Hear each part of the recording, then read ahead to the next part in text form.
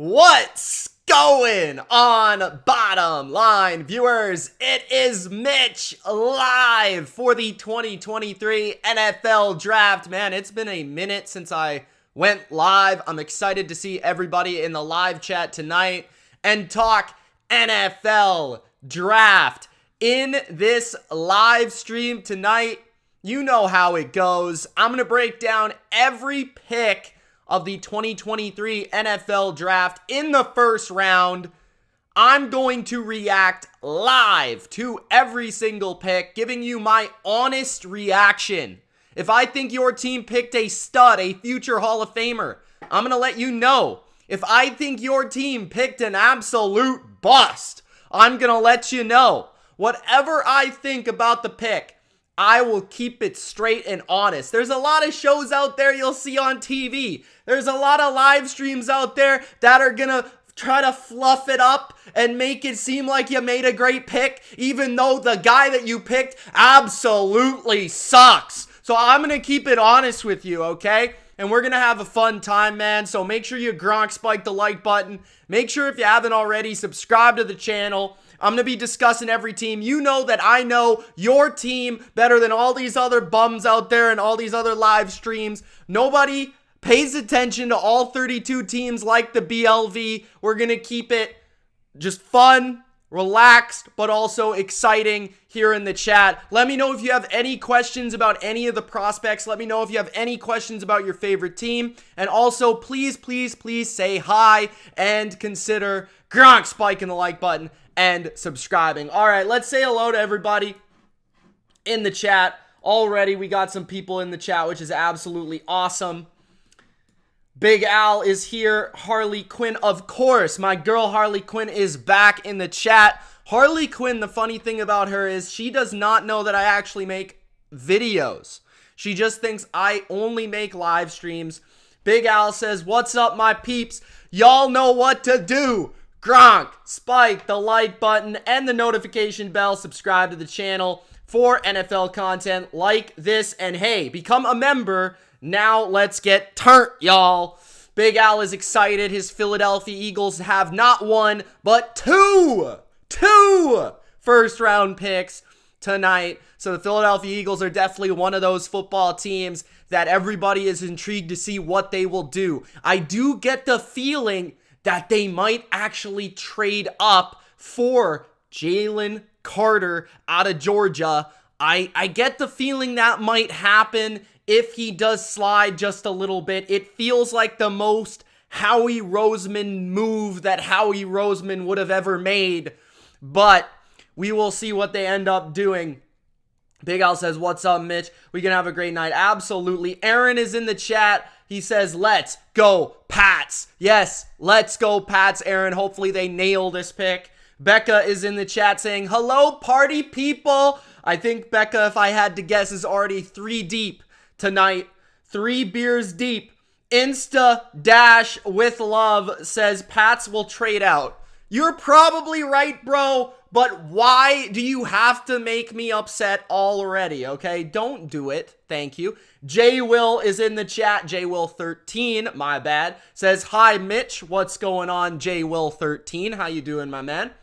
Becca says that she's celebrating 15 months of membership.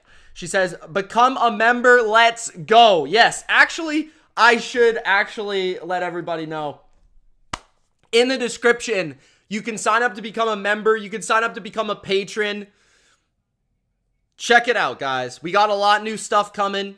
Becca and I actually have a show. It's centered around movies, entertainment. We've had some good episodes. I thought the last episode we had was really, really fun. We drafted actually movie franchises. That was a lot of fun to do. So make sure to check out all the different podcasts that you don't see here on YouTube. And you also get to support me and the BLV brand and become a deeper member. And you also get cool things next to your name in the chat if you do become a member or a patron as well. Tyler's World is in the chat. He says, hey, Mitch, I don't know when Will Levis will be selected. I guess that he'd go 4th, and that's to the Indianapolis Colts. But I don't know, man. A lot of people are saying this is the most unpredictable draft.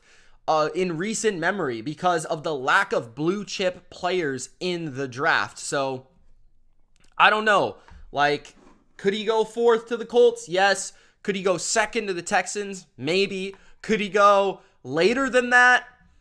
Yeah, like maybe he goes to... It seems like the Titans are going to trade up for CJ Stroud. Will Levis could go maybe to the Texans at 12. Maybe the Texans trade up again and they get Will Levis. It's tough for me to see him getting outside of the top 12-ish picks, though. I don't see that happening. What's up, Andrew? How you doing, man? He says, what's up, Mitch? Let's go, Pats. Hopefully the Pats don't mess it up. Last year, I had one of my most epic reactions to the Cole Strange pick. The strangest pick in the first round of the 2022 NFL Draft. Hopefully New England... Now, they're in a better position to not pick a prospect totally off of the board, but you never know with Bill Belichick. Of course, because his dog is often picking all of the selections in the draft. His dog, his husky Nike, is usually making the picks. Big Al is celebrating 10 months of membership. Do what Miss Becca says and become a member. And Becca says, Thirsty Thursday. Who are you there at? Where are you at, Becca? Where are you at? Like, where are you watching the draft from? And who are you with?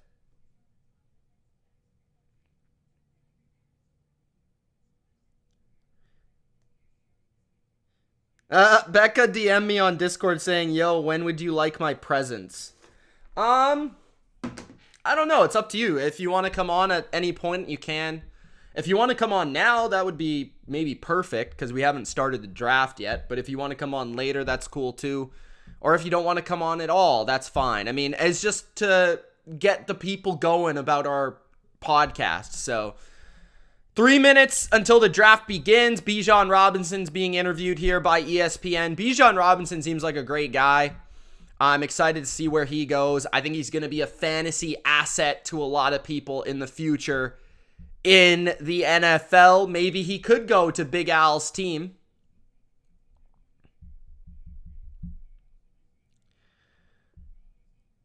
Some of the more intriguing prospects to see where they land. I think CJ Stroud is one to keep an eye on. Obviously, Bryce Young is the expected first overall pick. A lot of people think CJ Stroud is the second best quarterback in this class, and yet we don't exactly know where he'll end up. It was thought that he would go second overall, but I don't know. Maybe he could go third if there's a trade at number 3 with Arizona. There have been rumors about the Titans trading up to number 3. And the Titans seem like that team that are really into CJ Stroud. Could the Colts take him at 4? That's also a possibility. But it feels like the Colts will just take whoever is there at 4. I don't think they're really antsy to move up. And I don't think they're really into one guy in particular. It just feels like whoever is there, they're going to pick. And then... who else in that top 10? Obviously, Jalen Carter's intriguing because of some of the off-the-field stuff. Will Anderson could go number 2 to the Houston Texans out of Alabama, the edge rusher. He could go number 2. He could also slip past the top 3 and land with a team like Seattle or Detroit. Then we've got the cornerbacks. I'm really high on the corner class. I think the corner class is very strong. Guys like Witherspoon, guys like Gonzalez, Banks, I'm a big fan of. I think all 3 of those guys go in the top 20. I think Witherspoon probably goes in the top 10. And then Gonzalez could probably go somewhere in the top 15. And I wouldn't be surprised if Gonzalez went ahead of Witherspoon or Witherspoon went ahead of Gonzalez. I wouldn't really be surprised by either. Tyler's World says, could you see Hendon Hooker being drafted in round 1? I think that could happen. I don't know if it's likely, but I think it could happen. I think Minnesota is a team to keep an eye on in the late first round. I think a team could trade into the first round as well to grab Hendon Hooker. I think who else could maybe pick him? The Bucks, if they really like him. Maybe Seattle could take him at number 20. It could happen. I think the NFL does like him. It's just a matter of like how much do they like him given the knee injury, the age, that sort of stuff. I think he's more likely to be a second round pick, but I could be wrong. Aaron says, what are the odds we draft Flowers? Oh, man, I don't know. We've heard some good things. If you're into Zay Flowers as a Pats fan, we've heard some good things. I mean, Peter Schrager brought up that they think it's going to be him or Van Ness. I believe somebody else also mocked it to us. I don't know if it was Albert Breer or one of those guys mocked Zay Flowers today to the Patriots. So I definitely think the Patriots have some interest in Zay Flowers. I wouldn't be shocked, honestly, if they traded back and still were able to get Zay Flowers. Like if they traded back, let's say with Pittsburgh jumped ahead of the Jets to get a tackle, and then New England moved back to 17, and then they picked Zay Flowers. I think that could happen too. I could also see New England going with one of the corners if one of them slide. I don't get the sense they're going to go with a tackle. I don't get the sense they're going to go with a tackle. And I don't get the sense that, I mean, I don't really know, but because New England's really tricky, but it doesn't feel like they're going to go with a tackle from everything I've heard. What I'm hearing for the most part and what I'm reading is that it feels like it's going to be a wide receiver or a edge player. Like those are the most common mocks. I've seen Nolan Smith. I've seen Van Ness. I've seen Zay Flowers. I haven't seen a ton of corner recently. There's been the odd, like if Christian Gonzalez drops, I've seen him occasionally. But I don't know, man. I just keep the prospects open there for New England. Connor says, need my Zay Flowers to the Pats prayers answered tonight. As I posted on my Twitter earlier, it's the draft day little sticky note with Zay Flowers, man. That's what it is. Hey, if you're just joining, say what's up. What's going on, everybody? Don't forget to Gronk spike the like button. Let me know how you're doing, how you're feeling. Hopefully we can have a great time tonight.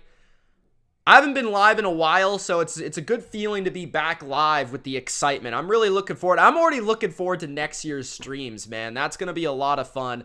I thought, like, before last year, I wasn't really into the whole, like, live streaming thing, to be honest with you. But last year was just awesome in terms of the games and the live streaming during the games, and I think you guys are a big part of that. So I'm really looking to build upon that this season. That's going to be a lot of fun, man. And if you guys have any ideas for off-season content that you'd like to do live, also hit me up and let me know. I'm always open to new ideas. This draft in 2023 here is at Kansas City, which is kind of an odd location. I don't think they've ever hosted the draft. It does look like a pretty cool set, though, overall. Very, very, very colorful. You got some orange in there. You got some pink, some blues. Some different panel members as well. Some college guys, it feels like. Some pro guys. You know what does frustrate me about the draft analysis on television? Although the last few years I've been doing my own, so I haven't really been listening. But the one thing that does frustrate me is the lack of general managers. They don't have any general managers on the broadcast. I don't understand that. Why don't they have guys that have actually been in the room and have actually discussed making picks in the NFL? Like, why do you not have any of those guys on my TV to talk about the process of picking a player? I don't understand that. But anyways, so I've got the ESPN broadcast on right now, and I'll just be reacting to the picks. I'm not sure if I'm going to be going off of Twitter, because sometimes Twitter gets really early on the picks. Okay, let's see what's up on Twitter. I just got a few alerts here.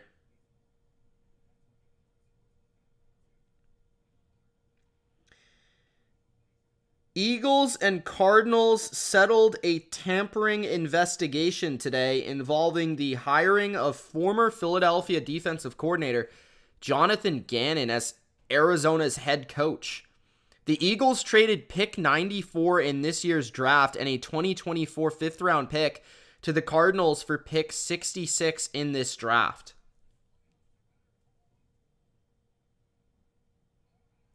Okay. I don't really know how that helps the Cardinals.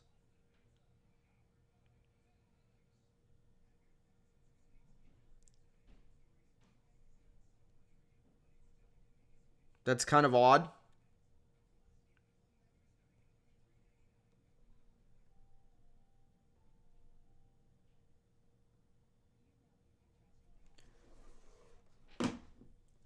Big Al says, games might not be till September, but football season begins tonight. Rejoice, everybody. Football season is all year long, Big Al. It's all season long. And guys, don't forget, we won't only have analysis here tonight for every pick, but we will also have post-round one grades, post-round one analysis coming as soon as tomorrow morning. I'll be posting all of my thoughts on the first round and probably go through each pick and discuss why I like it or why I hate it. Obviously, you get my first thoughts here live, and there's nothing quite like a live reaction.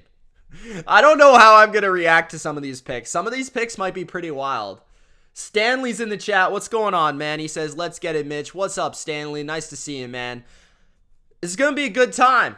It's going to be a good time. I'm just ready for this thing to start. It's already past time to start this thing. Daisy and Diana says, love this channel. Thank you so much for that. Appreciate it. Thank you for joining the chat. Hey, Mitch, love the stream. Thanks, man. Appreciate you joining up. How do I say your name, bro? Shoguki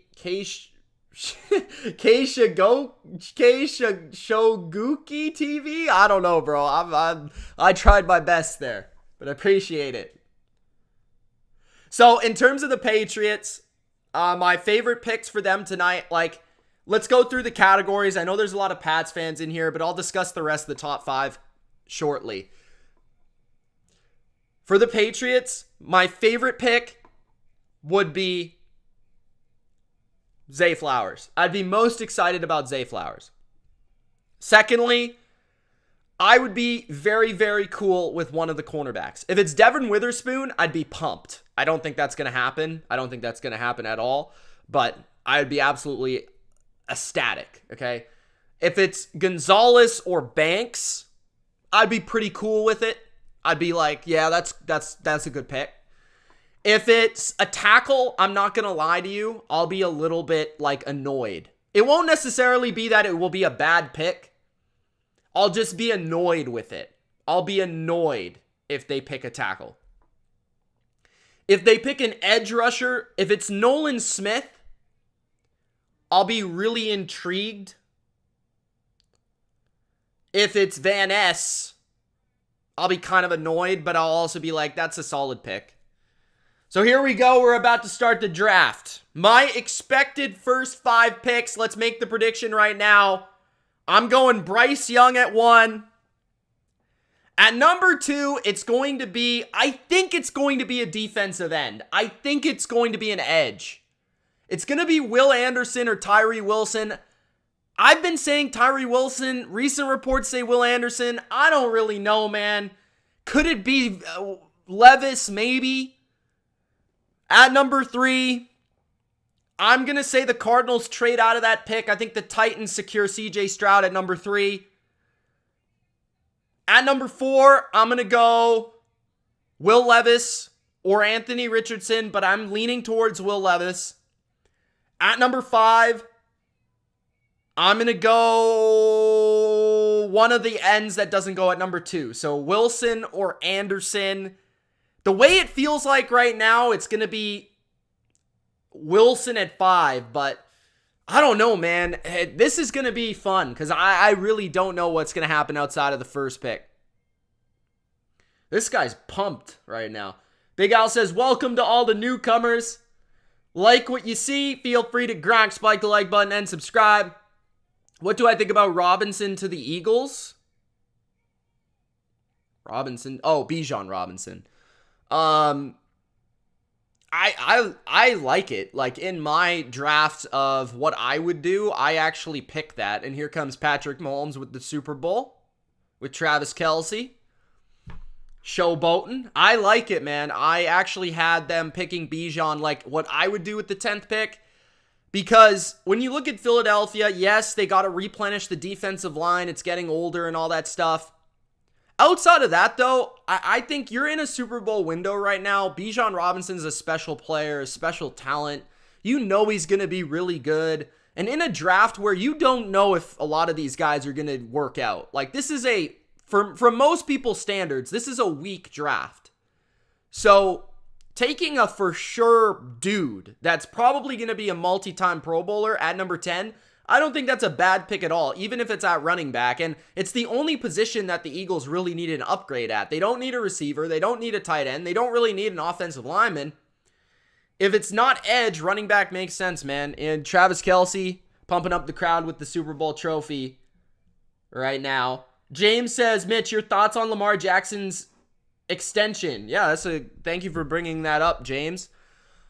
I think it's awesome. I love Lamar. I think he's an elite player, elite quarterback. I think, honestly, he's the most disrespected quarterback in the NFL. I'm glad to see him get the contract. I was kind of worried that he was going to have to go through that whole thing.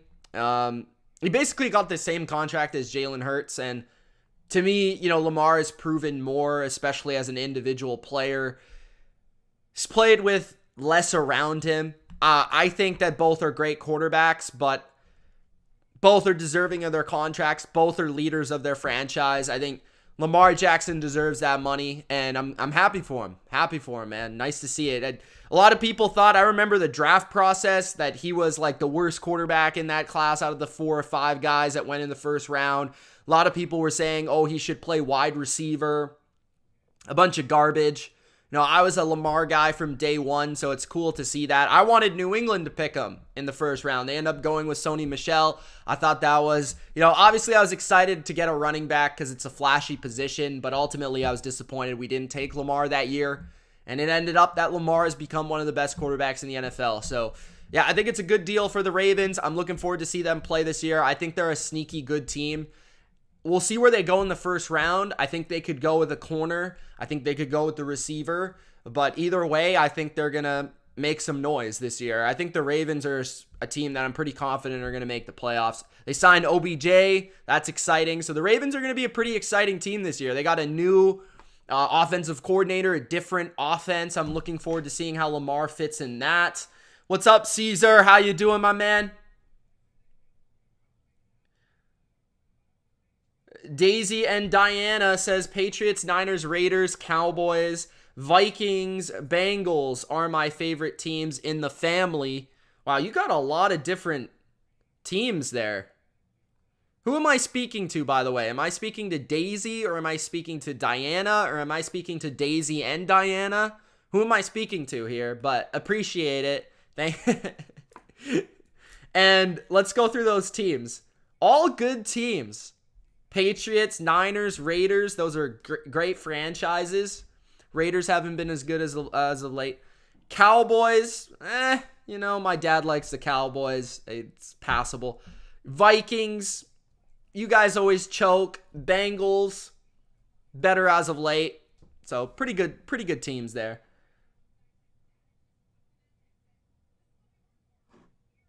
How you doing, Daisy? Okay, guys, we should be starting this draft anytime now. I mean, come on. The Panthers are on the clock. 7:20 left on that clock. Imagine if the team with the first overall pick just let the clock run out one time. That would be hilarious, bro. Okay, I'm going to put the Panthers graphic up. We got our fancy graphics for tonight. What do you guys think of the neon font, by the way? I've been really rocking the neon font as of late. I'm really obsessed with it. Dark Nate says, wow, so they even have a click anymore? What do you mean by that, Dark Nate? What are you saying, bro? So, some people may have forgot, but the Panthers actually traded for this first overall pick. The first overall pick in the 2023 NFL Draft went for the 9th overall selection, a second-round pick, a first and second in 24 and 25, and then DJ Moore. So remember,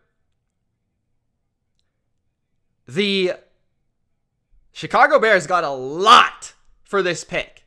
But ultimately, what will matter with this selection is not what the Panthers gave up. What's going to matter with this selection, if it is indeed Bryce Young, what's going to matter is he good? That's what's going to matter. Is he good?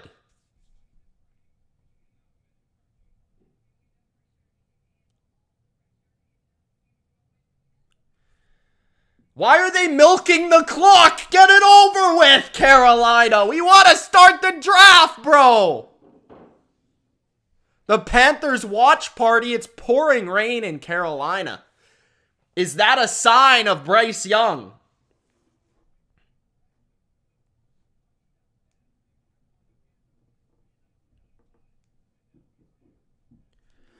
Let's go! Come on! All right, so I fully expect this pick to be Bryce Young, so I'm just going to give you my thoughts on Bryce Young. You've seen not one, but 2 videos, maybe even 3, about Bryce Young and my thoughts on it.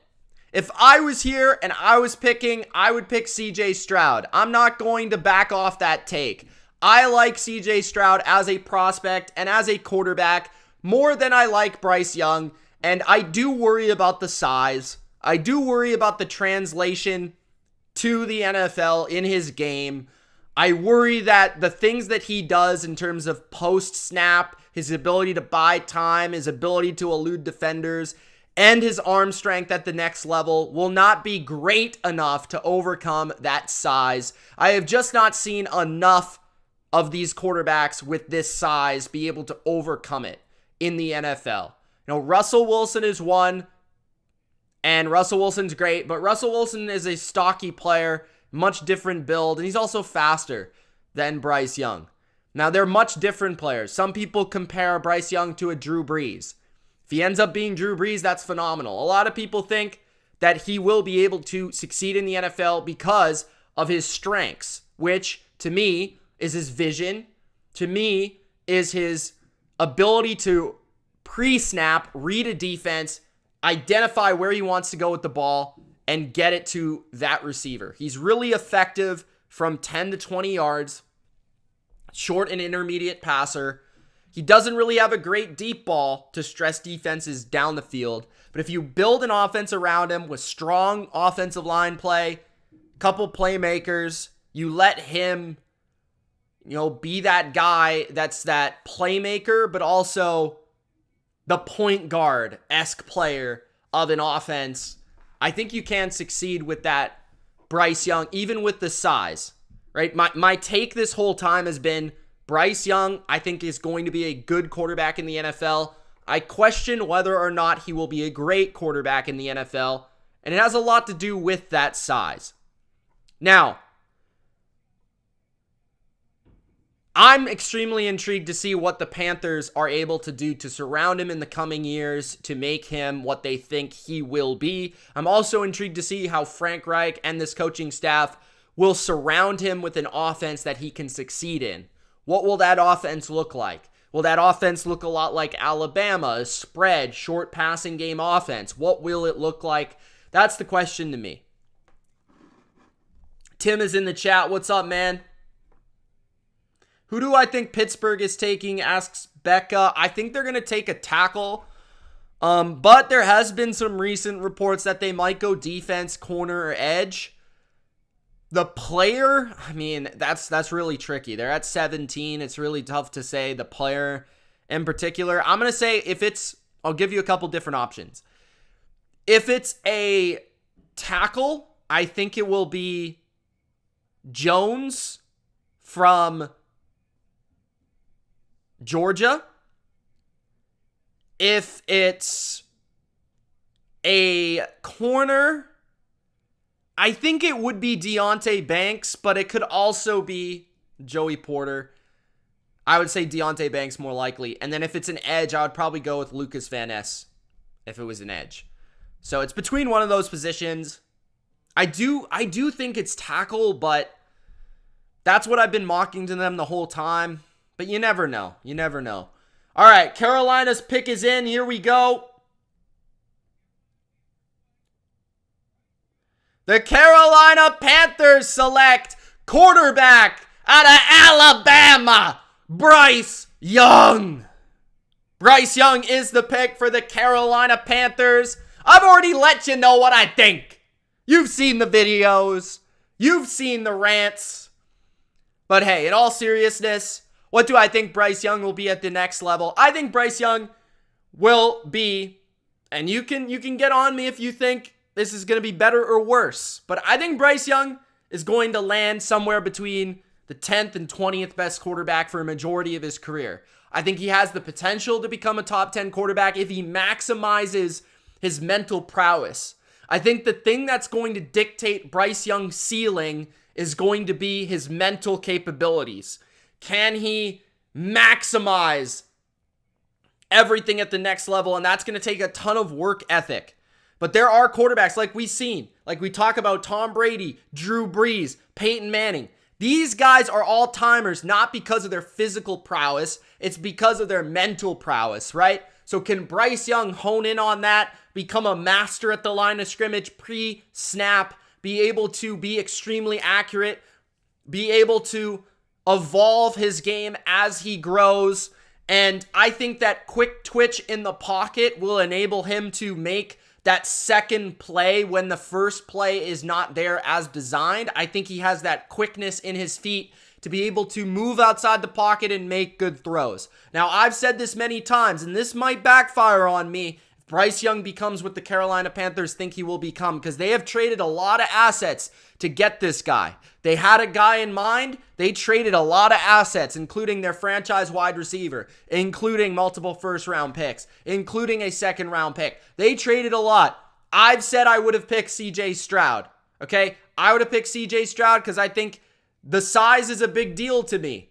The ability to take hits in the pocket, to be able to stand tall and make throws down the field. I think CJ Stroud does have superior downfield touch and accuracy and arm strength. But at the end of the day, this is their guy. Now the question becomes, what do they do to surround him and support him? What do they do, right? I think they've got a good offensive line. I think Carolina's got a good offensive line, man. I think they've got most of the pieces there to be able to protect Bryce Young and have success early on. They obviously bought a running back, Miles Sanders, to be able to run the football and help help Bryce Young with Miles Sanders in that regard. The question will be wide receiver, right? Adam Thielen was signed, but Adam Thielen's a little older, right? How much faith do they have in the rest of their wide receiver depth chart? Hayden Hurst was signed at tight end. How much faith do they have to be able to elevate Bryce Young as a rookie? Or do they just expect Bryce Young to be able to do what he did at Alabama right away and elevate everybody around them? But I will say this, given the division, the NFC South, it is a bad division. It is not a good division. So, that being said, if Bryce Young is just average this year as a rookie, and it's expected that he can come and translate to the NFL rapidly because of how good he is in the mental department, because how he reads defenses, how he processes defenses, and the pro style that he learned under Bill O'Brien. That's what people believe. And I believe that he'll be good right away. I think you can put him in and he'll be able to operate an offense with no real issues. The questions will be, once he gets on that NFL field with NFL talents around him, how does his athleticism translate to the next level? That is my greatest question about his game. But in terms of the mental, he'll be able to step in, he'll be able to perform. And that will allow Carolina to compete in a weak division right away. So Bryce Young is the selection at number 1 for the Carolina Panthers. Panthers fans, let me know what you think in the comments. Let me know if you're excited. Let me know if you would have rather taken another quarterback.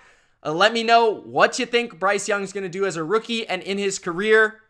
Number 9 of Alabama, who I actually had the pleasure of watching live there at Texas, is now a Carolina Panther. And I think Panthers fans should be pumped because last time they took a quarterback at number 1, it worked out pretty well. So, there you go. Bryce Young is a Carolina Panther. Harley Quinn is in the chat. She says, I have my Lions gear on and we'll be switching over to the Pats later.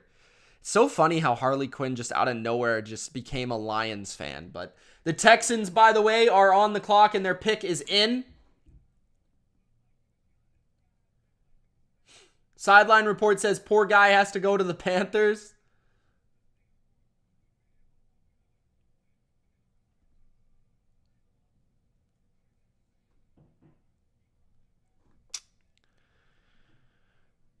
So Bryce Young set the Alabama single-season yardage and touchdown records in 2021. He was a Heisman Trophy winner in 2021, second-team All-SEC in 2022.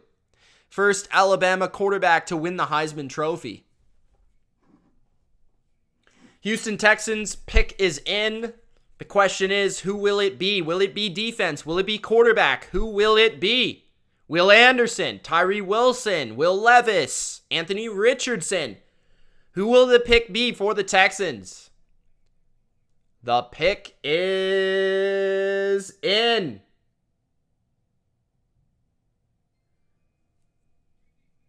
With the second pick in the 2023 NFL Draft, the Texans select CJ Stroud. Oh, out of Ohio State. I didn't think this was going to happen. I literally just named 4 different people who The Texans got us. Damn. They got us, bro. I thought that they were gonna pick somebody else, man. But hey, great pick. This is my number 1 quarterback in the 2023 NFL Draft, CJ Stroud, out of Ohio State. Awesome player. I mean, if you want to know how good he is, all you got to do is go watch the game against Georgia this past season. The most accurate passer in this class. One of the most accurate passers I've seen on tape in college football. Just puts the ball where it needs to be consistently. Great touch. He is more of a prototypical pocket passer. He doesn't have extremely, elusive feet or incredible mobility. But the guy can move well enough, and he actually has a lot of room to grow in that regard. A lot of room to get better moving and buying time and making throws. And CJ Stroud, it's not going to be easy right away. I mean, the Texans are not a team that's really built to be successful for a quarterback right away. They don't have any receivers out there, okay? But their offensive line is good. So I think that's the number 1 concern for a lot of people. Not so much me, but a lot of people have concerns about his ability under pressure, his ability to make plays under pressure. That's what the analytical folk have been saying, that those numbers are not as good as Bryce Young's. That's the reason he's the number 2 and not the number 1 pick for a lot of people. But the Texans got a very, very good offensive line. Really, all they're missing is the center position. They could use some weapons at wide receiver for CJ Stroud. To me, he's more of a distributor. Because of his accuracy, you give him a couple of weapons, he'll be able to light the skies in Houston. I think this is a great pick. He's got, again, good pocket presence, good power throws from anywhere from 5 to 30 yards. The guy can make the throw from right to left to the middle of the field. Underneath, intermediate, deep, he can threaten all levels of the field. And I think that is where he had the advantage for me over Bryce Young. His tight window throws, all that. I think this is a great pick for the Houston Texans. Very excited for the Texans. As an AFC fan, it kind of stinks. I thought they were going to go with Will Levis or Anthony Richardson here, and it was going to be better off for my Patriots and other AFC teams. But CJ Stroud is the selection out of the Ohio State University. I think the Texans got a franchise quarterback and the guy of the future. Now the question remains, what will they do to surround this guy? They tricked everybody. Nobody at this point had CJ Stroud going number 2 to the Houston Texans. But it has happened. He will be a Houston Texan. There it is, guys. Crazy. I did not think that was going to happen. That shocked me. That surprised me. Absolutely. Let me know what you guys think, man. I didn't see that coming at all.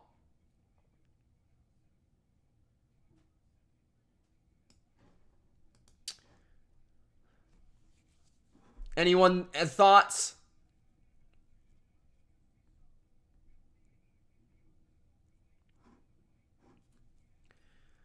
All right, so the Cardinals are now on the clock.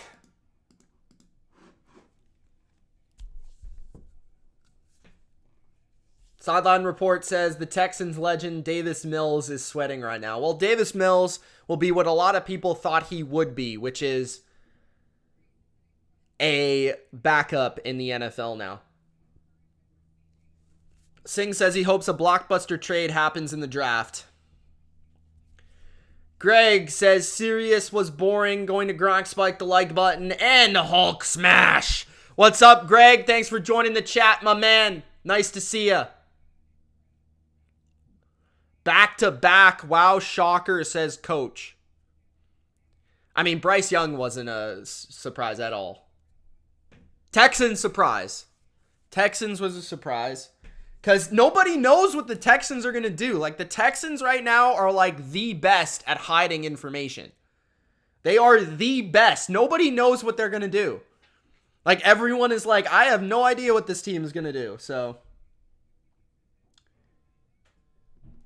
the Arizona Cardinals are trading the pick.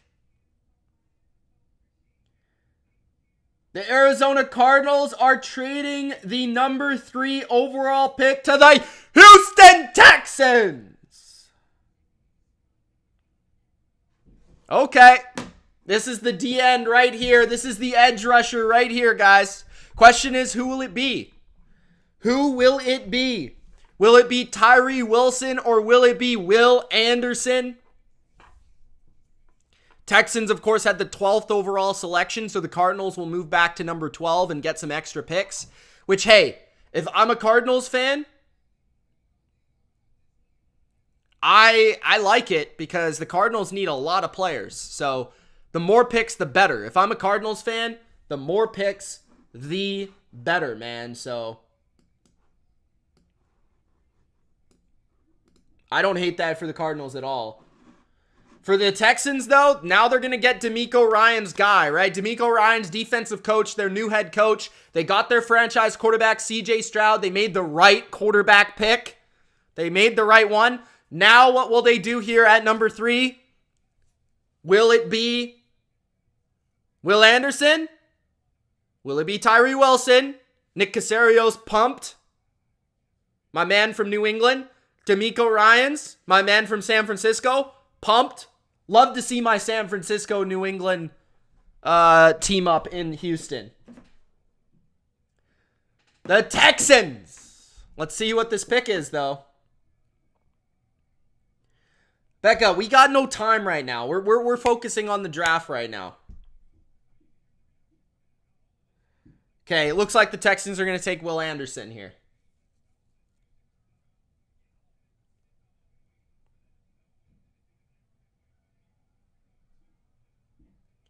Harley says, I wonder how many times the Patriots will trade their pick. Over under 1.5. The Texans watch party is going absolutely nuts. They're pumped. Jeremy says, no, I wanted Will Anderson to be a Lion. Looks like he will be a Houston Texan, and that will mean 2 Alabama players in the top 3.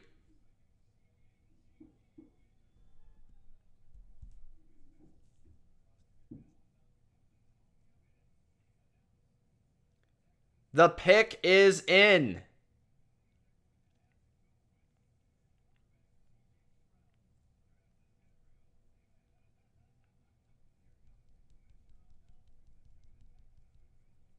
Roger Goodell walking it up.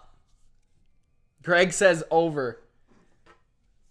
Hey guys, if you haven't already, Gronk, spike that like button, man. With the 3rd pick in the 2023 NFL Draft, the Houston Texans select Will Anderson, defensive end out of Alabama. So D'Amico Ryans gets his guy, his edge rusher, to be the star of his defense. Will Anderson, for most, was the most pro-ready edge rusher in this class. He has the skills with the hands, right? With the plan to rush, with a plan. He is ready for the NFL. He was highly productive out of Alabama. Ton of sacks. I mean, a ton of sacks.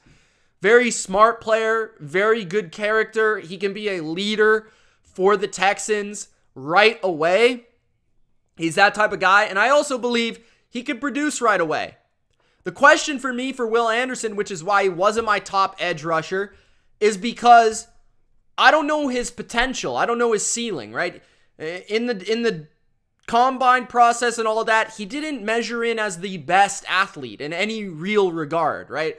Guys like Tyree Wilson, guys like Nolan Smith have more tools to build off of than a Will Anderson. So the only question about him is he just too complete now? Like, how much room does he have to grow?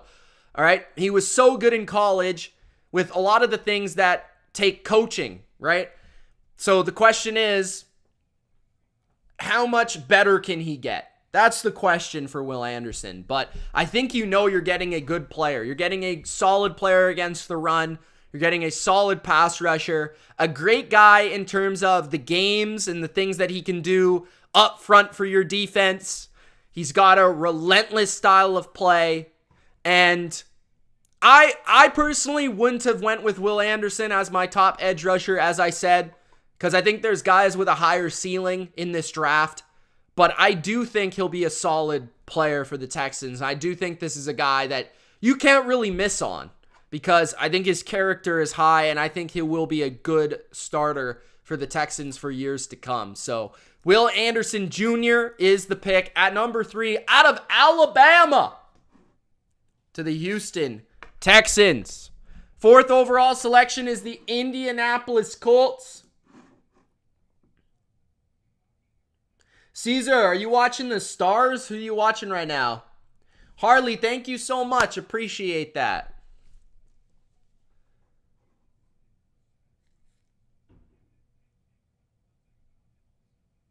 Becca, it's all good. Don't worry about me.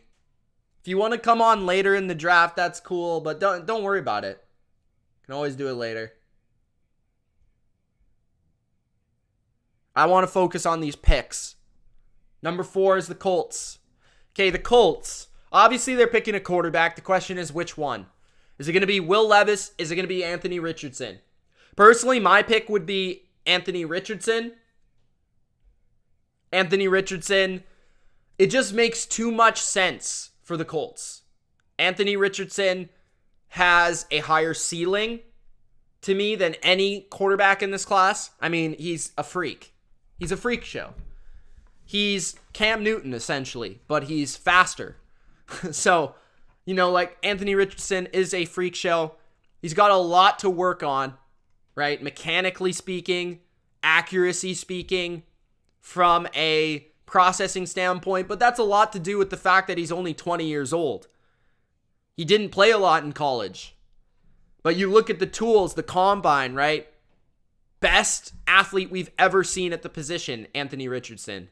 And I think the ties to the coaching staff, having coached Jalen Hurts, a running style quarterback, makes a lot of sense. Also, some guys that also coached Cam Newton and Kyler Murray in that coaching staff. So I think they do like that element of the game that he can bring.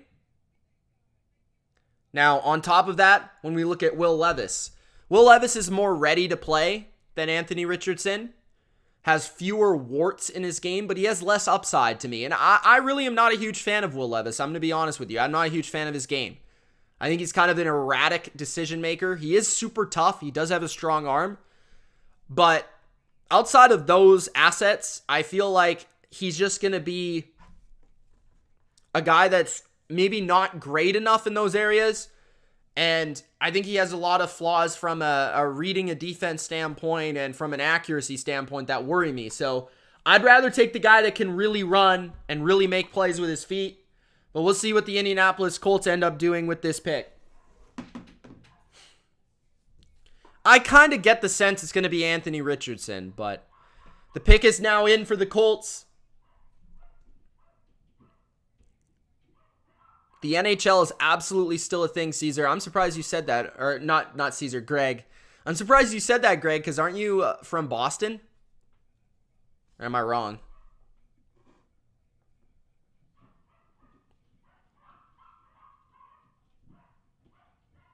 The Lightning are winning? Okay. I would like to see the Lightning win. I'd like to see that series. I mean, I want the Leafs to win the series, but I'd like to see more games. I'd like to see that go 7-6.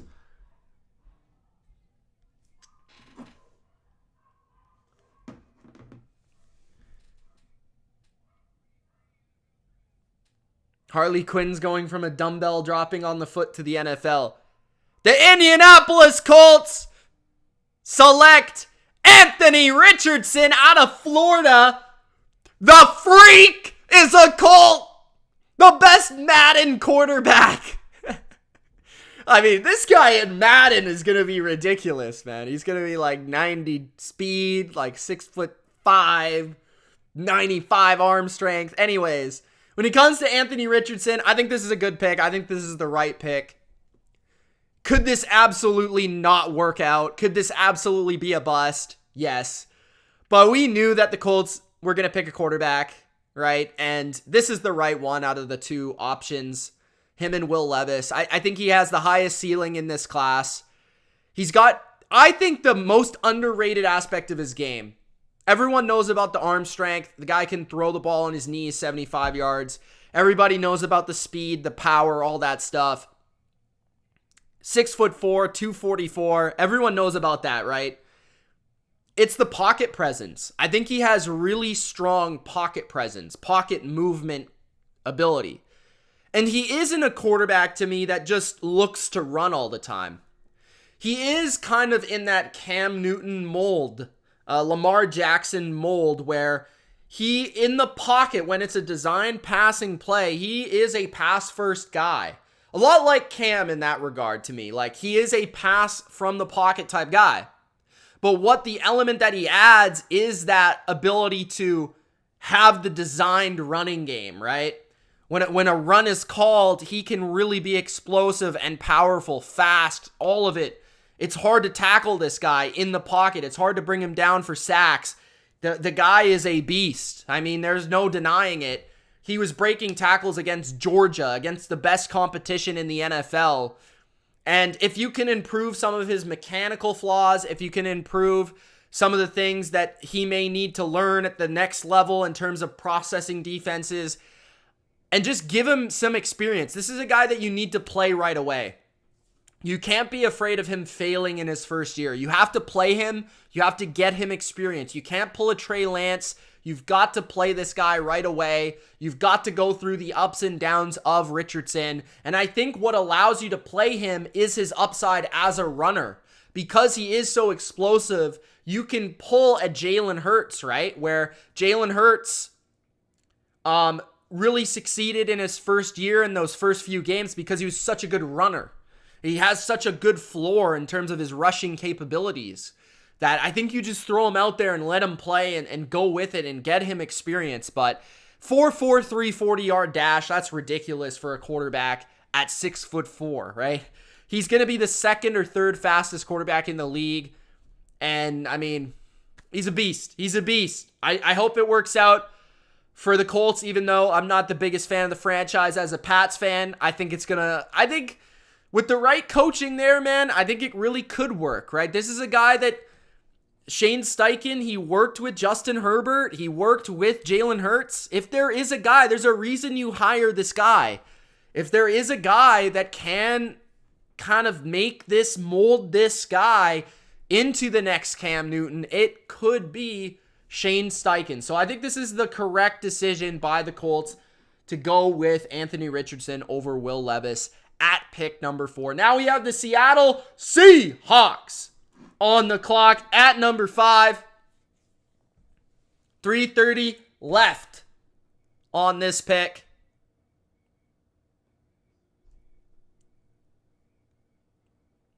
The Bruins lost, yesterday, but they're up in the series, right? 3-2. Oh, the Seahawks might be trading. Let's see.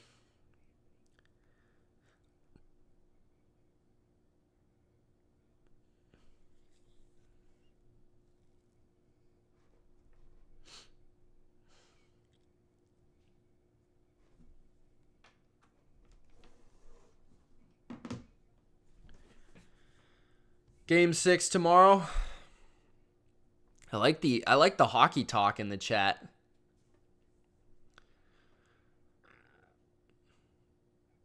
Anthony's mom doesn't have the same last name, so obviously there was something there. 2:30 left in this pick for Seattle. So where could Seattle go? Will Anderson is gone. So this pick could be Tyree Wilson. This pick could be Jalen Carter. I'd be surprised by any other pick. Maybe Witherspoon would be the third choice. Personally, I think Seattle needs a front seven player. If this was me, I'd pick Jalen Carter. But I think they could go Tyree Wilson. I'd also be happy with that pick. So either way, I think Seattle could pick one of those front seven guys.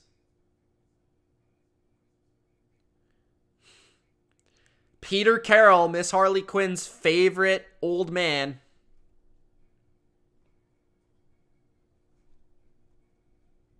Where's Tessa? I don't know. Where is Tessa? She's probably eating her cookies or something.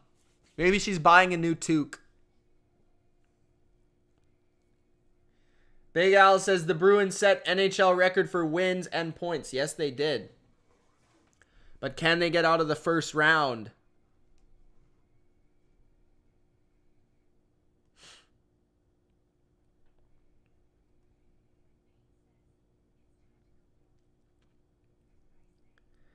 All right, guys. What do you think? Who's going to be the pick for Seattle?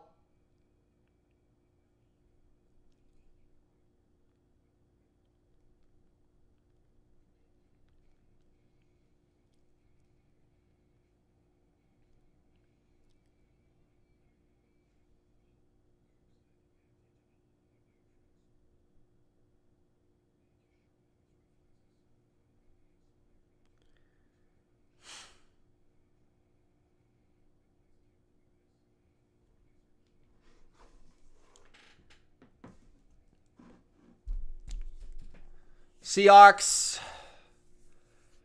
2 first-round picks, 5th overall, 20th overall selection, 2 first-round picks. We'll see how they tie them together, too, if they'll be active trading or not, if they will be going both defense, if they will mix it in with an offensive player. Some people think at 20 they could go with a wide receiver or potentially an offensive lineman as well. I think here's going to be defense. It's going to be whichever prospect they feel best about, Tyree Wilson or Jalen Carter, maybe Devin Witherspoon. I like all those players. As my top 2 defensive prospects, I had Jalen Carter first, Wilson second. So I think it would be a little surprising if they went corner here, just because it doesn't feel like Seattle values corner with a top 5 pick. They could also go potentially and trade back, but we'll see. I don't know.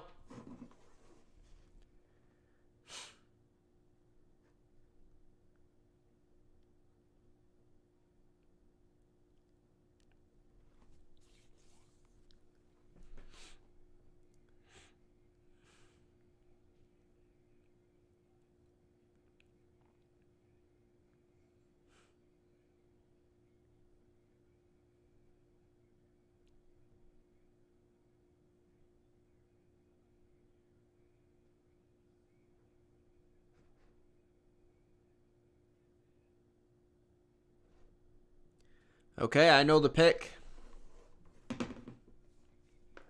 With the 5th pick in the 2023 NFL Draft, the Seattle Seahawks select Devin Witherspoon, cornerback out of Illinois.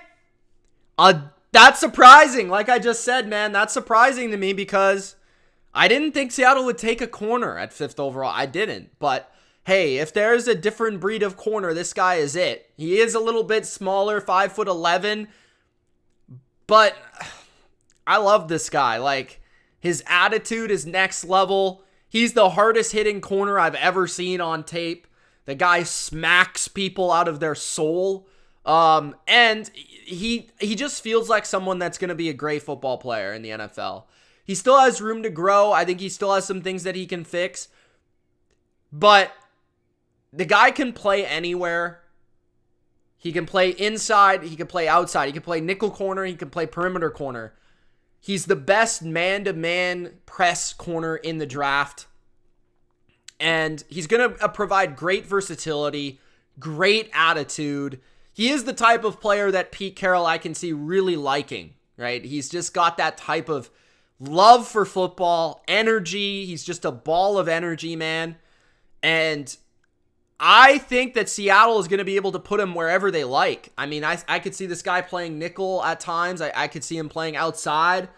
I think Seattle is going to be a damn good team this year, and I think this guy's really going to help. I mean, you watch his highlights. He makes plays in the run game. He tackles extremely well. He plays zone or man coverage. He has ball skills. I mean, there's nothing the guy really doesn't do. I think this is a strong cornerback class, and I would say this guy is the best corner in the class. I mean, he put this Illinois defense on the map. Everybody is talking about the Illinois defense was a really good defense last year, in big part from this guy. So I think this is a good pick for Seattle. Seattle had a great draft last year, and there might be guys with bigger upside at corner in this class, but I think the one that's certainly going to be good is Devin Witherspoon. I have little doubt about that, because I just think his love for the game, you know, when you look at his story, what he was able to do, where he was able to come from high school to college, and how he was able to elevate his game is just different. So consensus first team All-American, 0 touchdowns allowed last year. The second best college football QBR allowed, 5.2. I believe he also had one of the best PFF grades in college football history at corner. And Miss Harley Quinn's also approved him of the most cutest prospect that she has seen throughout the draft so far. So the Seattle Seahawks get an awesome cornerback at number 5. The Detroit Lions are up.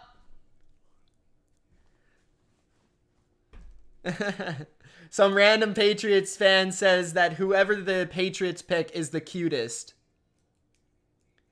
Cesar says, I recently made fettuccine with grape tomatoes and bruschetta. Nice, man. You eating that right now? Big Al says the Lions will pick Carter. Another bold prediction. Okay. They have not. The pick is not in yet for the Detroit Lions. This is going to be Tyree Wilson or Carter. I think it's probably going to be Carter. This could also be Gonzalez, but I think that's a little bit out of the box. I think that's a little outside. Okay, actually, I see it now. The Cardinals are trading with the Lions. The Cardinals are going to be on the clock here. The Lions are moving back. Sorry, Miss Harley Quinn, you're going to have to wait. The Cardinals are back on the clock, and I think this is going to be one of those defensive players. Let's see what they do. It was said the Cardinals really like Tyree Wilson, so we'll see if it's Tyree Wilson here. The Cardinals have traded up. The Lions have traded back. Interesting. I thought the Lions would stay there for sure. This is also becoming extremely interesting for the Raiders at number 7. If this isn't right, if this is, let's say this is Wilson, do the Raiders take Carter? Do the Raiders take Carter? Or do the Raiders take Gonzalez at 7? That's interesting to me. That's really interesting to me. But I think this pick is going to be Wilson personally. Now the trade, according to Ian Rappaport, is it's number 6 for 12 and 34. Wow. That's a good trade for Detroit, man. 6 picks for an additional almost first round pick. 34th pick is like the second pick I guess it would be the third this year, but it's the third pick in the second round. So Lions, I would say the Lions fleeced. but they did move back to 12. They did get out of that range of like top upper echelon prospects. So I understand why it costed that much to move back that far, because this class isn't exactly known to be the best in terms of blue chip talent. So it does make sense why it took that much. But man, I think if you're the Lions, you're happy with getting 12 and 34. Oh, damn, I forgot about the tackle. They could take Paris Johnson as well here. They could take Paris Johnson. Kyler Murray loves Paris Johnson. Although I would go defense. If it was me and I was the general manager, I would go defense. But they could definitely protect Kyler Murray with a Paris Johnson. Harley's still mad at the Raiders for taking Jacoby Myers away from the Patriots. What's up, Roland? How you doing, man? It's football time, of course, man.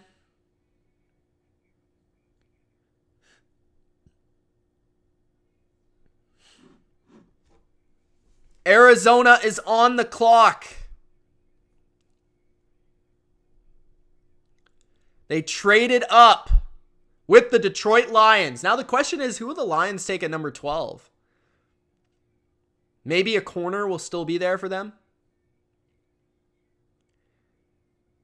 The Cardinals.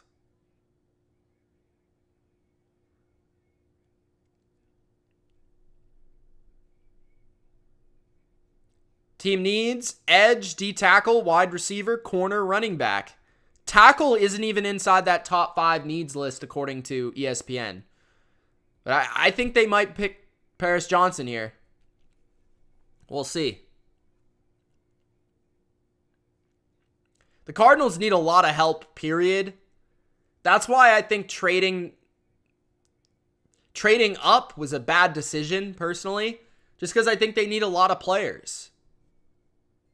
Pick is in for Arizona. The Arizona Cardinals with the 6th overall pick in the 2023 NFL Draft. Paris Johnson, tackle, Ohio State. Wow. I just got to be honest, bro. I said I was going to be honest on this broadcast. Paris Johnson might be really good. He might be. But trading the 12th and 34th pick for a tackle, when that wasn't in your top 5 needs according to ESPN, highly debatable. Like, Paris Johnson could be really good, right? I question whether or not he's the best tackle in this class. Clearly, the NFL thinks he is. I question that. I think he was spotty in pass protection at times. But I think he's got a great blend of everything, right? He can fit in any system. He's got very good feet. He showcased at Ohio State. I mean, everyone was saying how good the protection was for CJ Stroud. There's a reason for that. Paris Johnson Jr., right? The NFL really loves this guy. Every team pretty much, I heard, had him as the number 1 tackle. So, I guess, but like, I don't know, man. I think the Cardinals have so many needs. They need edge rushers. They need interior defensive linemen. They need cornerbacks. They're going to soon need a wide receiver. I just question whether this guy is worth all those 2 picks. You're not getting, just, I don't know. It's interesting. It's interesting. Good football player. If he ends up being great, we'll see. But Kyler Murray wanted this guy. I will say that. Kyler Murray wanted this guy. And Kyler Murray has been right about offensive linemen. It's funny because Kyler Murray wanted Tristan Wirfs. They didn't pick Tristan Wirfs. Tristan Wirfs ends up being pretty damn good. Right? So, there was another guy too that he wanted and they didn't pick. and he ended up being good too. I don't know, man. I don't think this is the best usage of their assets. I think I think they should have picked at 12. I think they should have picked at 12. I think they should have taken the picks and picked at 12. I think that's what they should have done. The Raiders are on the clock. That's not the Raiders. That's the Packers. My bad. There's the Raiders. 4:50 remaining in round 1. I mean, this could be... the Raiders are laughing right here. This could be whoever they want. This could be Carter. This could be Tyree. This could be Gonzalez. If I'm a Raiders fan, I'm happy with any 3 of those picks. If this is like Skoronski, I'm rattled. Okay, but otherwise, I would... If this is just a defensive player, Raiders fans should be pumped. I mean, corner, D-line, linebacker. Harley's just in it for the dresses. Love the dress analysis. Love it.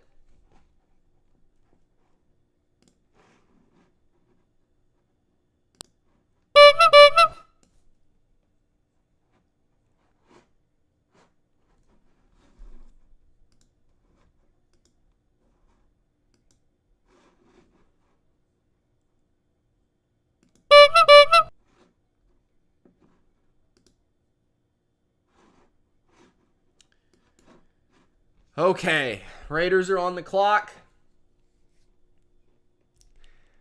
3:30. Paris Johnson is pumped, man.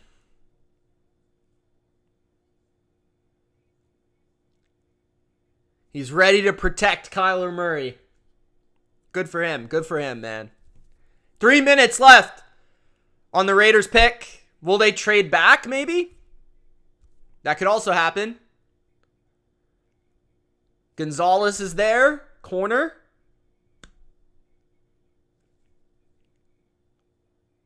Christian Gonzalez out of Oregon. Jalen Carter out of Georgia. Tyree Wilson out of Texas Tech. Whatever they want. As you can see, my top needs. Corner, D-line. Those are the top 2, man. Jalen Carter would really work, too. Put him right in that middle with Chandler Jones and Max Crosby. I don't know. Raiders need defense, though. Defense. If they pick an offensive lineman, I'm going to go nuts. Defense. Just pick a defensive player. Ziegler and McDaniels. Do what's best for Raider Nation. And I'm sure there's some crazy Raiders fans in attendance right now. Big Al says, I'm feeling good about Bijan coming to the Eagles at number 10. Do you think they're going to pick Bijan at 10? I don't know. They might. Harley says, this season I promise to stay on the live streams longer than 5 minutes. Yes. Harley also says, let's go McDaniels. Yes, let's go McDaniels. Pick someone good here, man. Pick someone good, Josh. Come on. Who will it be for the Raiders? The Raiders!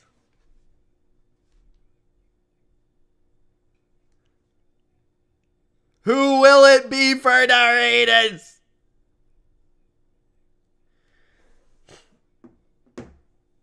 The pick is in.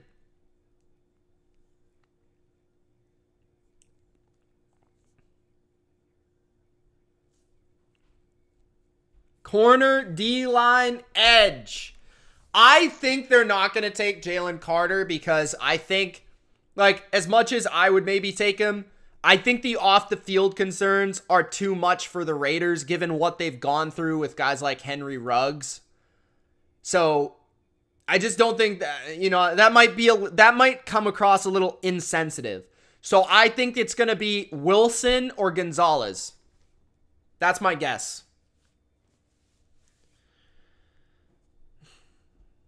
I'm surprised Tyree Wilson is still on the board. I'm going to be honest with you right now. I thought he was going to go like number 2 or number 3. He's my top edge rusher.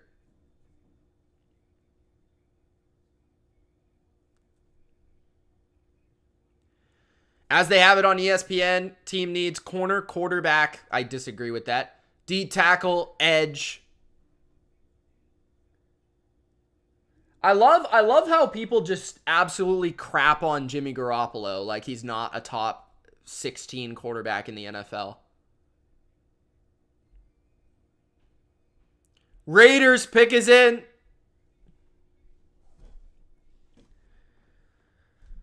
The Las Vegas Raiders select defensive end Tyree Wilson of Texas Tech. There it is. Stud. This guy's a stud. This was my top edge rusher in the NFL draft. He's got great athletic traits. He's got an incredible wingspan that rivals John Jones for the craziest length of any human on planet Earth. 86 inches. He's also got incredible power and bend. For a guy of his size, he can bend the corner. So he's got quickness, he's got the flexibility, but he's also got incredible length. So this guy, out of any guy in the class, could be a home run player. Like, this guy could be a phenomenal pick. He has huge upside. Now, is he more raw than some of the other guys like a Will Anderson? Yeah, he's more raw than a Will Anderson. But if this guy really works hard, if this guy puts together his athletic traits and is taught a little bit at the NFL level, this guy could be one of the best pass rushers in the NFL.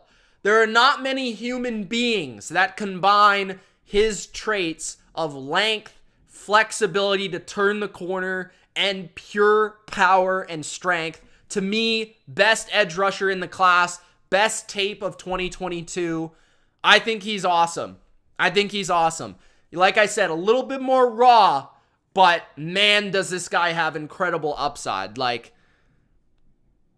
just watch the highlights. I mean, he does it all. He wins in every way. He wins with quickness and speed. He wins with bend. He wins with length. You can put him inside. You can put him outside. It's going to be intriguing to see what they do with the Raiders there.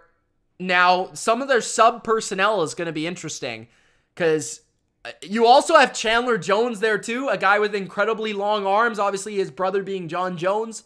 That's a guy in Chandler Jones who could really help this guy get better because they've got similar traits in terms of that length to be able to win as a pass rusher. So I think this is an awesome pick. Next team up is the Atlanta Falcons.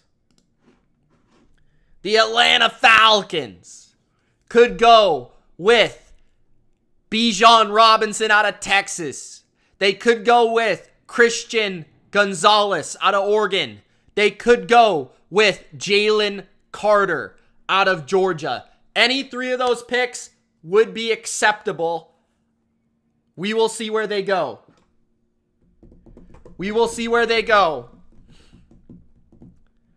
Will they be hooking the horns? That is the question. Will they be hooking the horns? Yeah, Roland, he's a beast, man. He's a stud.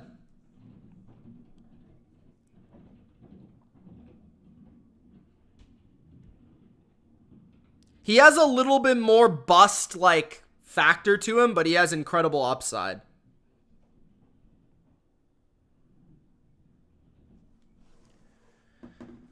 Will the Falcons be hooking them horns? We will see. Or will they go with defense, corner, defensive line? At number 9 is the Bears. That will make the Bears. If this isn't Jalen Carter, this is going to be interesting.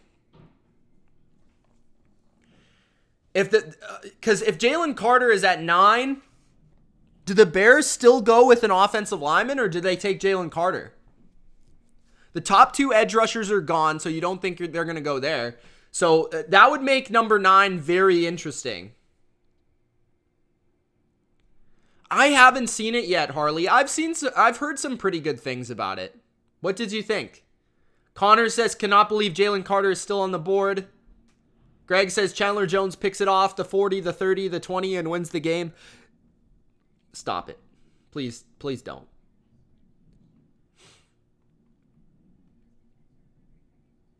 Jeremy says Jalen Carter is just falling. Well, I mean, I'm not surprised. It's because of the off-the-field stuff, right? It's because of the incident. But if he's there at number 9, that's going to make the Bears pick really interesting. Do they still go with an offensive lineman, or do they go with that big defensive lineman? That's the question.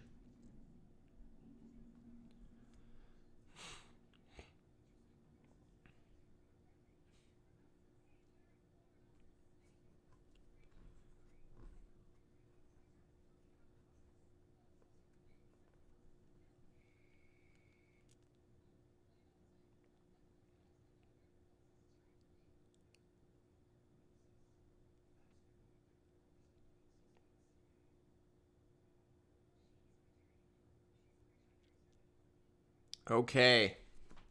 Waiting for the pick. Connor, who do you think the Pats are going to pick, man? Guys, if you haven't already, Gronk, spike that like button. Subscribe if you're new. Who will the Patriots take at 14? Who's still on the board right now? Gonzalez is still on the board. Van Ness is still on the board. Nolan Smith is still on the board. Zay Flowers is still on the board. Deonte Banks is still on the board.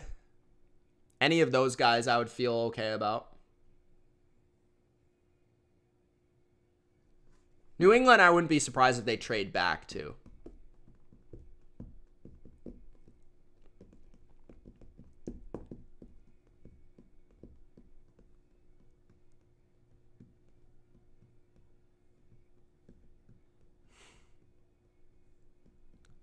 All right. The pick is in for the Atlanta Falcons.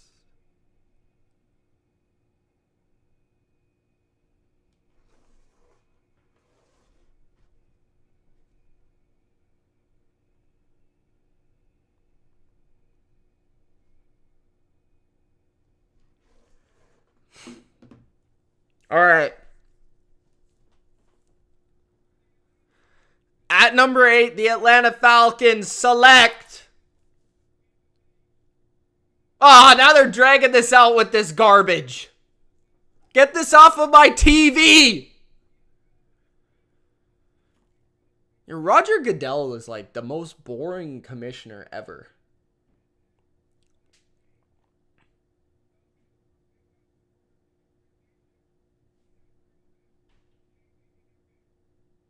I hate these damn sponsors, bro.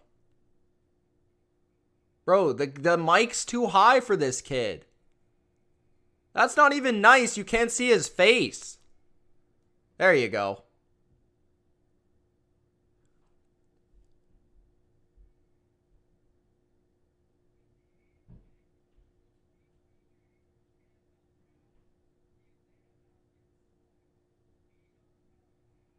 The Atlanta Falcons select Bijan Robinson out of Texas.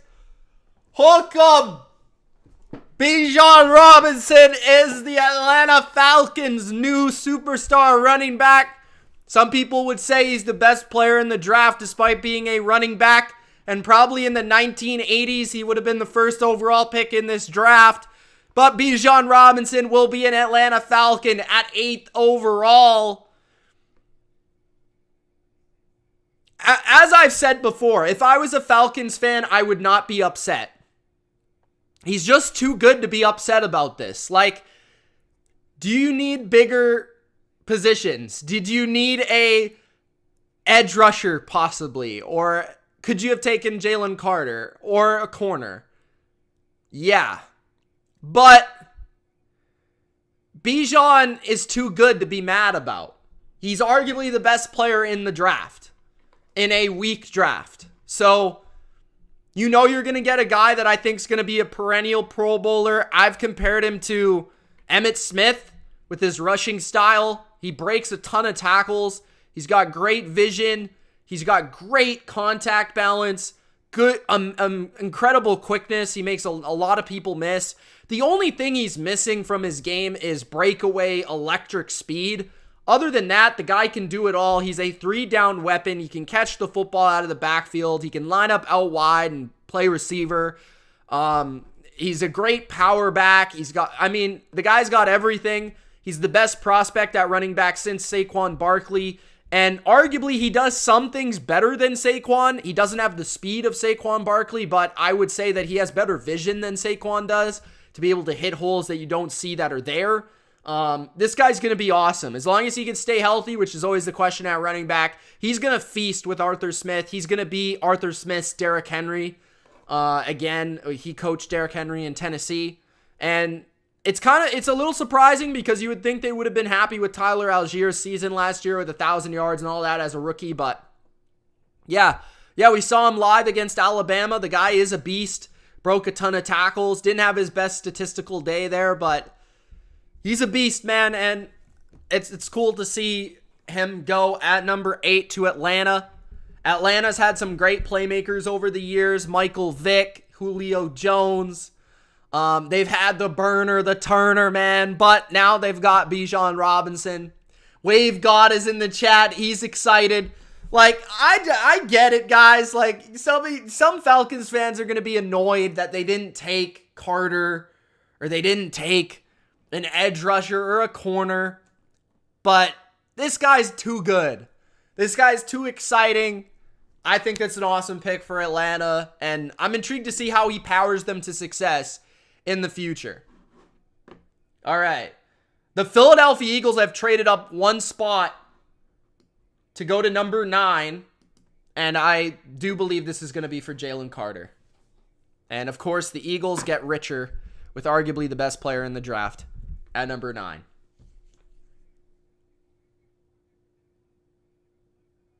Wave God says, in this draft, it makes too much sense. The only thing I would say is that I'm surprised they weren't happy about Tyler Allgeier in their backfield already. That's kind of the one confusing part about it, but it wasn't like running back was a huge need for them is what I would say. But also, given the fact that Atlanta runs the ball as much as they do, a running back is probably more valuable to them than most other teams. They also throw the ball to the running back a lot too when you consider Cordell Patterson, what he's been able to do for them. He's getting older as well. So, I mean, from a maximum, taking advantage of a player's standpoint, Bijan Robinson makes perfect sense. If there was a team that it made sense to pick a running back in the top 10, you would argue it would be the Atlanta Falcons. Another would have been the Philadelphia Eagles. But they're here at number 9 now. I think it's going to be Jalen Carter. I've heard so much smoke around the Eagles love Jalen Carter. They wanted to trade up for Jalen Carter. So it's probably going to be Jalen Carter here. I can't really see another player that it would be. The only alternative would be maybe Gonzalez, but I think it's going to be Jalen Carter at number 9. Now the Bears at number 10 are still going to go offensive lineman. I think it's probably going to be... It'll probably be Darnell Wright, but I'm not sure. But probably a good deal for the Bears to get maybe a pick back, another pick to build this roster, right? And it's a good move for the Eagles because the Eagles don't need that much. They need a couple positions. That's about it. They don't need a lot. Look at these crazy Eagles fans, man. Is Big Al in there somewhere? Why does this guy randomly holding up the tag team championship? What is that about? Look at this crazy guy. Is he wearing a Carson Wentz jersey? I thought Philadelphia Eagles fans burnt those jerseys. Big Al told me he burnt that shit. All right, the Eagles pick is in. I have defensive line as their second greatest need on their roster.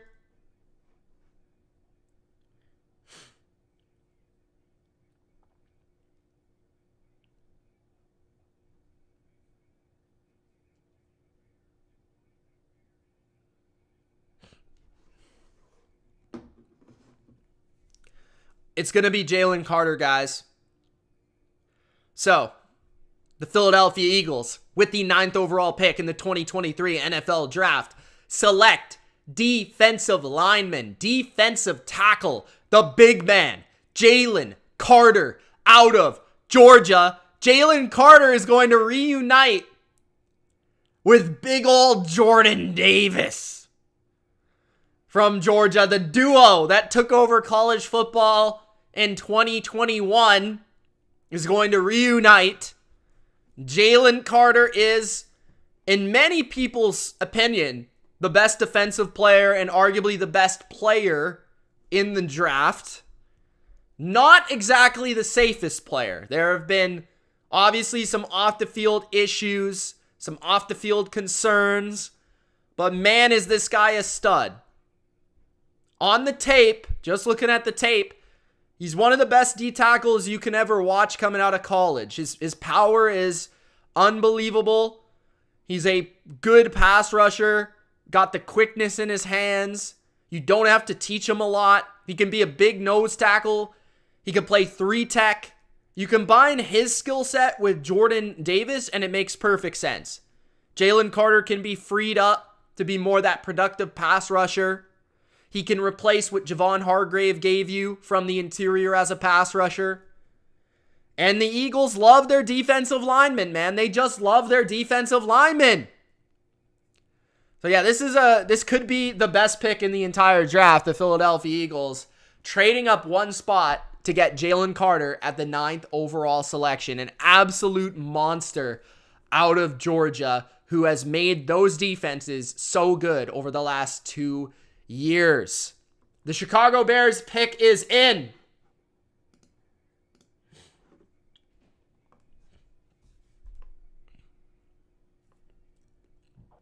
Daisy is back. Big Al says, Jalen Carter, welcome to Philadelphia. Fly, Eagles, fly on the way to victory.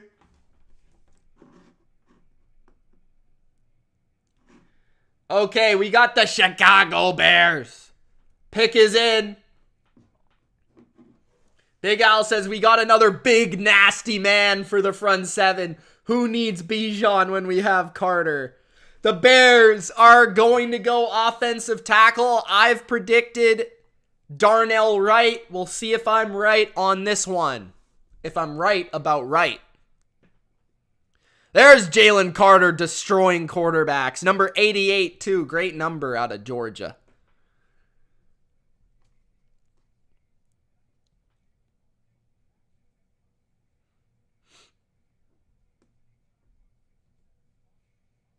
The pick is in for Chicago. What's up, Burger? How you doing, man? Shout out to Jack. Shout out to Brett. I don't know who else is there. I don't know. Maybe Trav. Maybe Jared. I don't know. Shout out to you guys. The Bears pick is in. I expect it to be Darnell Wright out of Tennessee. We'll see where they go. But, man, Jalen Carter going to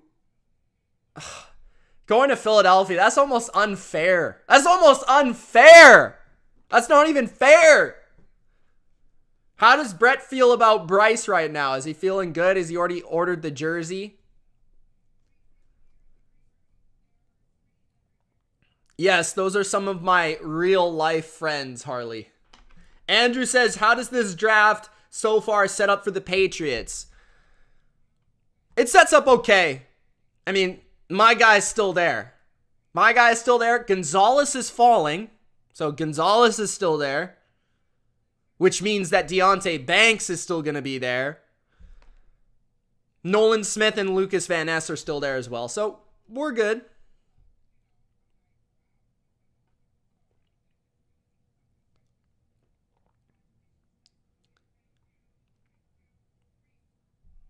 The pick is in for Chicago.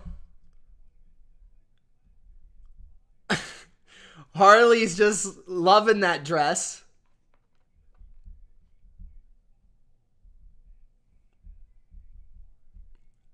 Jalen Carter, Jordan Davis, Fletcher Cox, Brandon Graham, Derek Barnett. Who else? Josh Sweat. Who else? Hassan Reddick. My goodness. So you lose Javon Hargrave to a huge contract to the 49ers. You get potentially a replacement. Beef up that D-line. That's what the Eagles that's what they do. That's what they do. That is what they do. At number 11, it's going to be interesting to see what the Titans do. Do the Titans pick an offensive lineman? Do they pick Peter Skoronski? Do they pick a wide receiver, potentially? Do they pick Will Levis at number 11? That's also possible. So number 11 is really, really interesting to me. The Bears pick has been in for about 5 minutes, and we still haven't gotten the pick yet, so. Coach says the Eagles will need a D, especially since the Chiefs shredded them. Go boys. Yeah, they also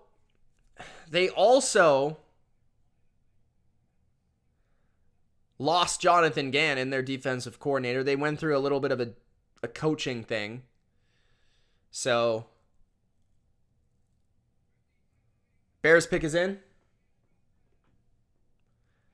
With the 10th pick in the 2023 NFL Draft, the Chicago Bears select Darnell Wright, tackle out of Tennessee. Darnell Wright, arguably the best tackle in this class. I know a lot of people across the NFL felt like it was Paris Johnson Jr. out of Ohio State. That's why the Cardinals moved up to get him. But Darnell Wright, if there's one guy in this class that you can say, hey, I've got tape against Will Anderson. I dominated Will Anderson. I've got tape against the best pass rushers in this class, and I won. That's pretty impressive. That's pretty impressive. I don't know. But I think he's got great pass rushing ability, or pass blocking ability, my bad. Arguably the best pass blocker, pure pass blocker in this class. More so winning with his power and strength and his anchor more so than like good feet. He's more of power guy than he is quickness guy, but his quickness does show up. His feet do show up in space in run blocking. So Darnell Wright at number 10 to the Bears is the projected pick, the pick that I thought they would go with, and I think the right pick. I think it is the right pick, and they also pick up another draft pick in the process, with the Eagles moving up to get Jalen Carter. So the Tennessee Titans are up next, and this is going to be one of the most interesting picks of the draft, I think, because I really have no idea who they're going to pick here. This could be Will Levis. This could be Peter Skoronski. This could be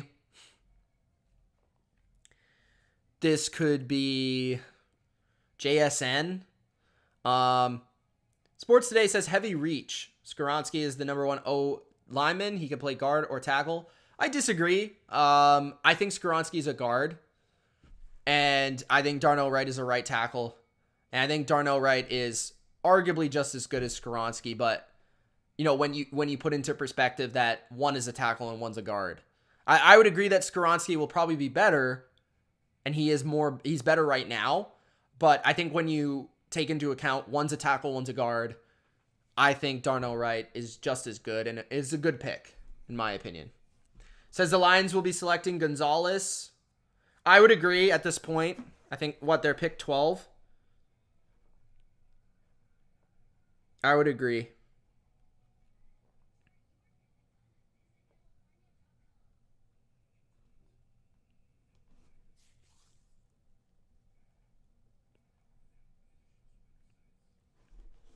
Honestly, I just want the Titans to pick Skoronski so New England doesn't. I don't want New England to pick Skoronski. I just don't want a guard tackle, bro. Roland says, who will the Vikings take? I think the Vikings are rather going to take a corner if one falls to them, or I think they're going to take possibly Jordan Addison if Zay Flowers falls that far, potentially. Or maybe a D lineman, but I think corner, receiver are probably more likely. They need to help their secondary, and they also need to replace Adam Thielen. And then maybe if they don't really love any of the prospects, they could also trade back. I wouldn't be surprised by that, and then pick up more picks. That might be actually option A. They might trade back and then pick somebody a little bit later.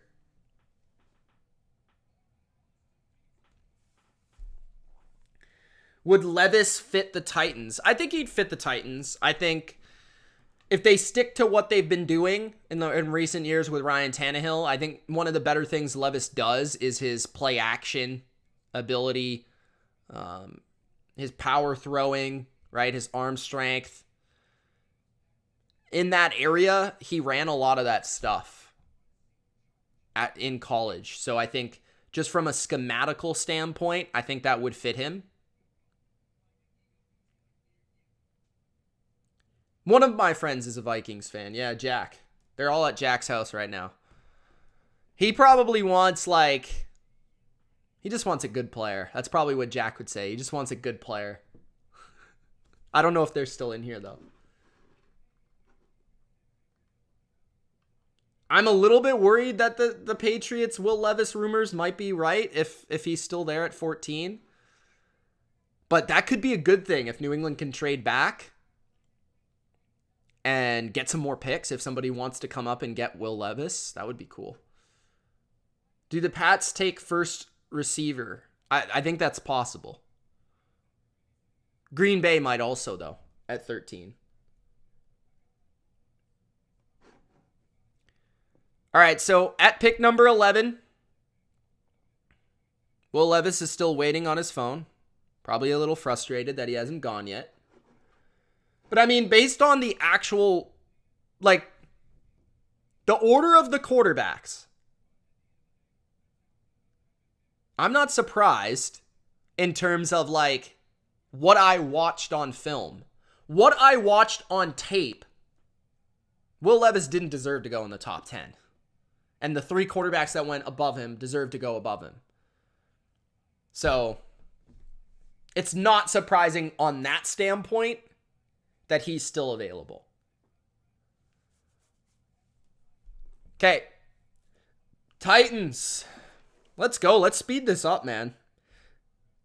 The Lions are on the clock at number 12, which was acquired from the Cardinals.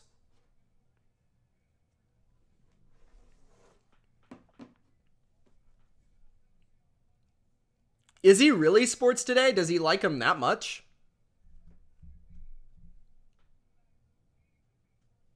I don't know. I don't really see it with him, honestly.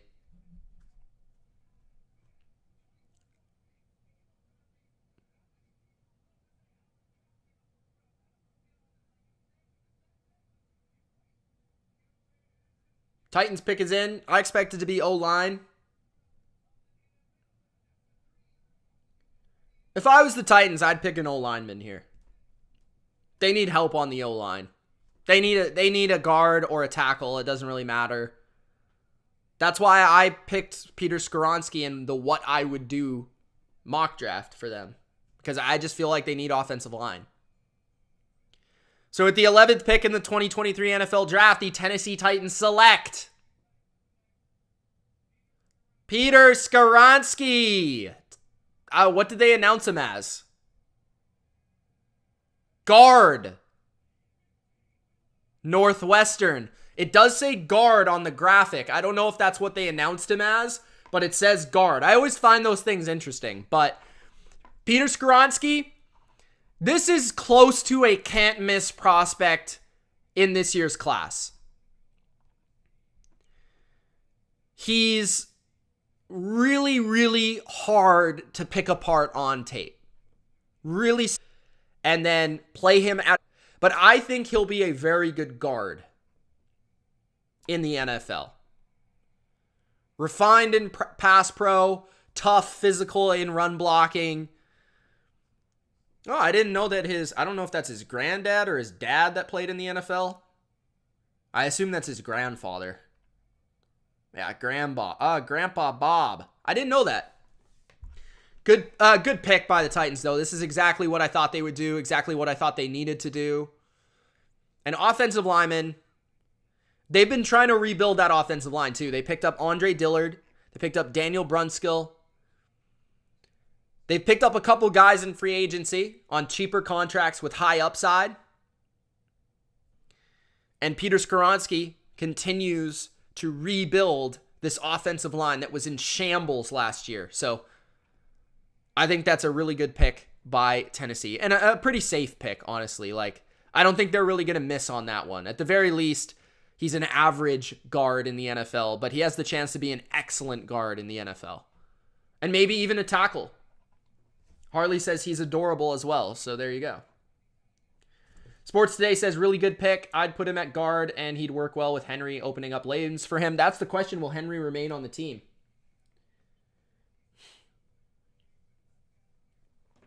What do you think of that trade, though, Sports Today? That trade back, I thought that was pretty slick. I liked it. So the Lions are up. And then Green Bay, and then New England. And then the sweat comes. The Lions pick is in. The first white boy, says Harley. Peter Skoronski. So the Lions team needs, according to ESPN, D tackle, DN, linebacker, tight end, running back. I see it as linebacker, D-line, tight end.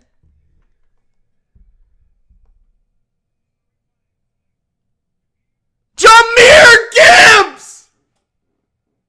Wow! Running back Jahmyr Gibbs out of Alabama to the Detroit Lions! Oh my goodness gracious! Jahmyr Gibbs? Wow! Now, don't get me wrong. I love Jahmyr Gibbs. Like, he's like one of my 3 favorite players in the entire draft.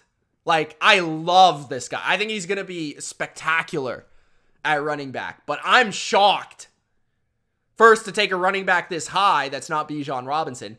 And secondly, I'm surprised they didn't take a corner. I am. But, man, I love Jahmyr Gibbs. Like, I love him. Like, I was watching his film over and over and over. Like, he was one of those guys where I was kind of done watching him, but I just kept putting on the tape. Like, I kept putting on game after game after game after game watching Jahmyr Gibbs because, man, the guy moves different. He moves different. And I believe Detroit sees him as Alvin Kamara. I think that's what it is. I think they see him as Alvin Kamara. That's who he's been comped to. I see some Jamal Charles in his game. I think he plays a lot like Jamar Charles in terms of the speed, the breakaway ability. But he also has that flex out wide, catch the football out of the backfield type ability like Alvin Kamara. Now, the questionable thing about it is the need of the pick, right? Because you have DeAndre Swift still. You have David Montgomery, who you signed. How's that going to work in terms of touches? How is that going to operate? Obviously, DeAndre Swift will be gone after this year. That's what this pick means. But how's that going to work for 2023 is the question. Like, I really like this player. Like, I actually had him, guys, as a top 5 player in the entire draft. Just based on talent without position. Because I love his elusiveness, his quickness, his ability to make people miss, his speed. I think he's a game-breaking talent at running back. He can play wide receiver in the slot. You can run routes out of the backfield with him. He's incredible in that regard. But I'm questioning a little bit the need of the pick. The need of the pick, I did not see coming at all. I did not. That's the biggest shocker of this round. The biggest shocker of this round. Jahmyr Gibbs to the Detroit Lions, man. The Packers are on the clock.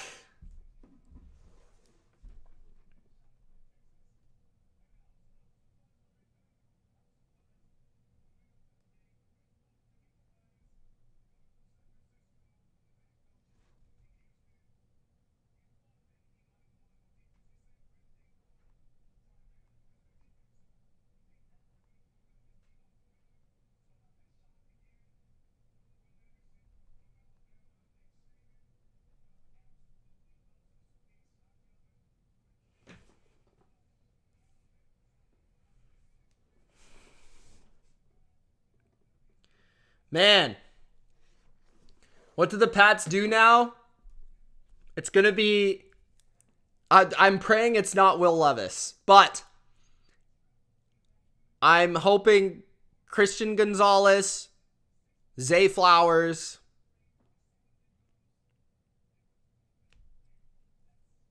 Those would be my top two. After that, Nolan Smith would be pretty cool. I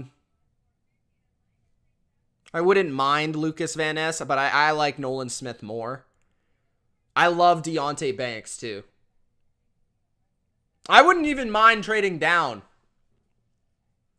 Smith and Jigba, I'd be cool with. I like Zay Flowers more than him, but I'd be cool with that pick. I'd be happy.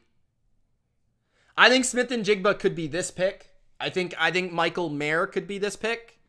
Or Dalton Kincaid.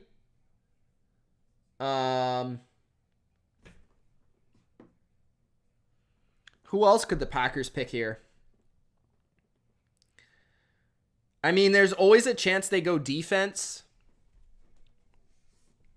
I don't know, though. Like, personally, I think they should go offense. I think the Packers should pick a receiver here. I don't think they will, but I think they should. Will Levis to Tampa makes a lot of sense, man. That's a great call, Rob. I wouldn't be surprised if they trade up and grab him.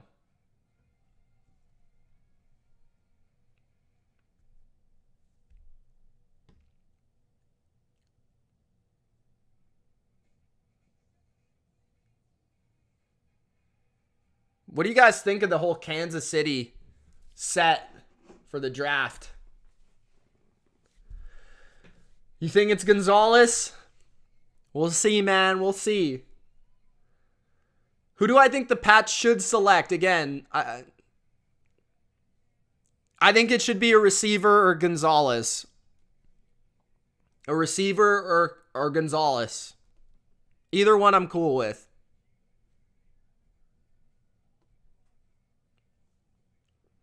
Green Bay Packers are picking right here. I wouldn't mind if the Patriots traded back a couple spots. If some team was desperate for Levis or a tackle, I wouldn't mind trading back. With the 13th pick in the 2023 NFL Draft, the Green Bay Packers select Lucas Van Ness of Iowa. This is an interesting pick because Lucas Van Ness can play edge or potentially 3-tech as well. And the Jonas Brothers are now currently on my television. This is interesting, though. I think for now, he's going to be like a rotation rusher with Rashawn Gary and Preston Smith. I assume Preston Smith might be gone after a year. And then it could be Rashawn Gary and Luke Van Ness after that. But Van Ness can play inside or he can play outside. He is extremely strong. His strength, his length, and his size are extremely promising. And I feel like if you bulk him up, he could almost become like a J.J. Watt-esque type of player. Not saying he'll be J.J. Watt, but he can be in that mold of type of player. If you make him bigger, he can do that. But there is some concern about maybe he's not quick enough or twitchy enough to be a great edge rusher. He's a little bit like George Karlaftis from last year, guys. Lucas Van Ness. So Lucas Van Ness goes at number 13 to the Packers. Here are the Patriots. I am not looking at my phone. I'm not going to look at my phone. This is it.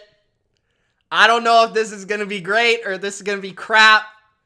I'm expecting a long snapper with this selection here. Possibly a punter.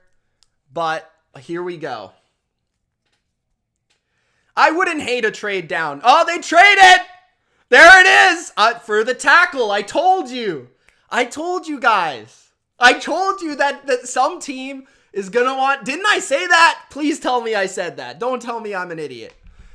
I said that. The Steelers are desperate for a tackle. Now New England moves back to 17. I am totally good with that. I am totally cool with that, guys. Totally cool with that. Everyone should be cool with that. We're going to get another pick, and we're still going to have a great player on the board. So the Steelers could... I think it's going to be for a tackle because they move ahead of the Jets. The only thing that makes sense here is a tackle. Honestly. That's the only thing that makes sense at 14 is a tackle. That's the only reason that they would trade to get to this spot ahead of the Jets.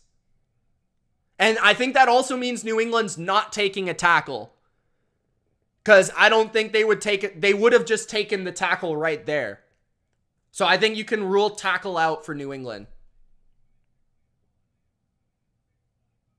So New England's at pick 17 now. We've got Pittsburgh, the Jets, Washington ahead of them. This is good. I like this.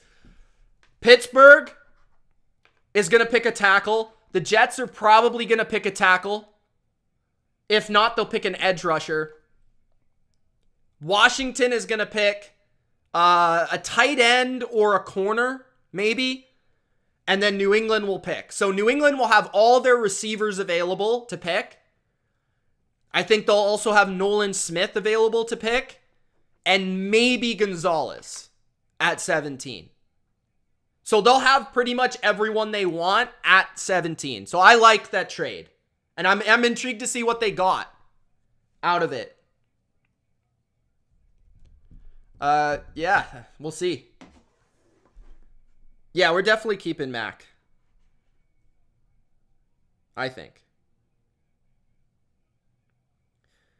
So the Patriots got a 4th rounder out of that trade, trading back 3 spots. They get a 4th rounder. Solid. I'll take it. I'll take it. Okay, Steelers pick is in. I expect it to be a tackle. Who's the number 1 receiver available? Some people would say it's JSN. I would say it's Zay Flowers. But either one. You could argue either one. Steelers pick is in.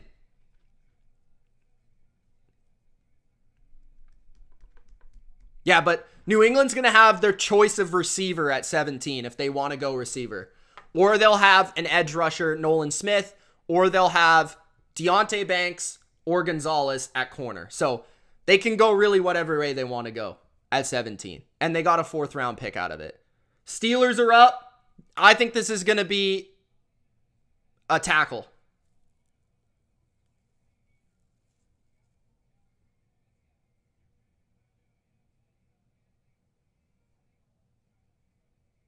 They're going to try to protect Kenny Pickett. They've been building the offensive line all offseason. You're that high, Bree.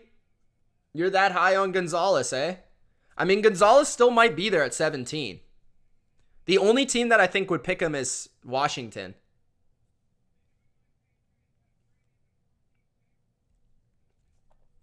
The only thing I don't want is for them to trade again. I hope they pick at 17. I hope they don't trade again.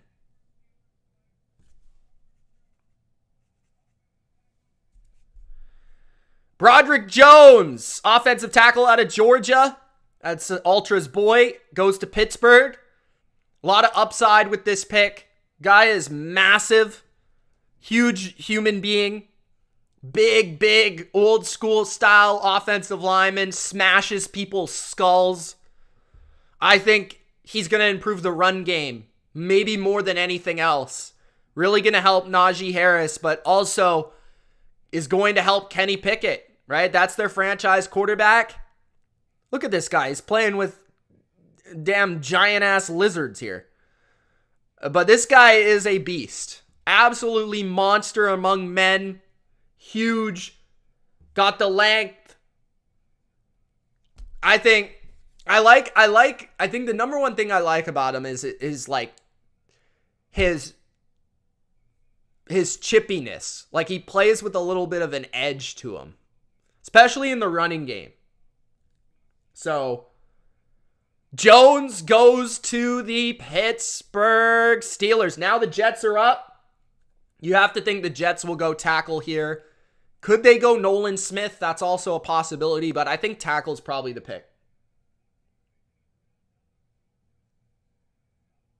I don't really want to trade down again, Joshua. I want to pick at 17. But we'll see. I mean, if they trade like 17 to like 20, then I won't be so mad. But if it's like 17 to like 25, like a giant jump, then I'll be mad.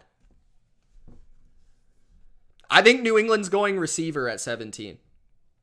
I get the feeling they're going receiver. Jets.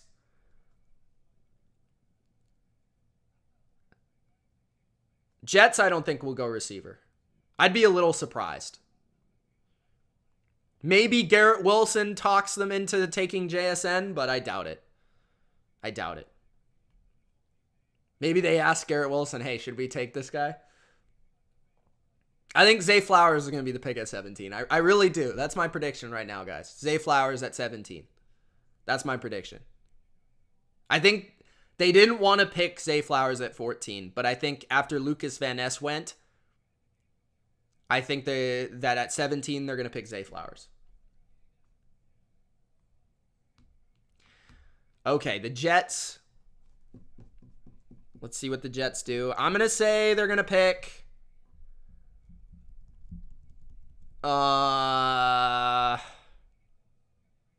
who's the one tackle left?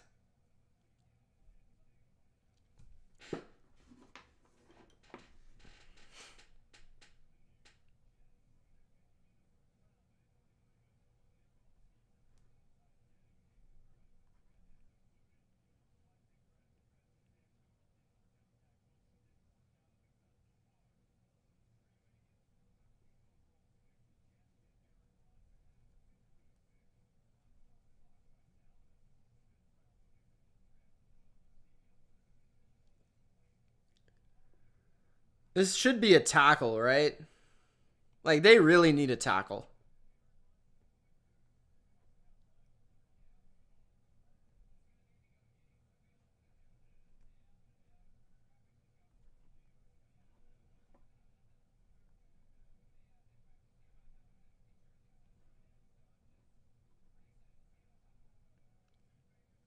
On Twitter.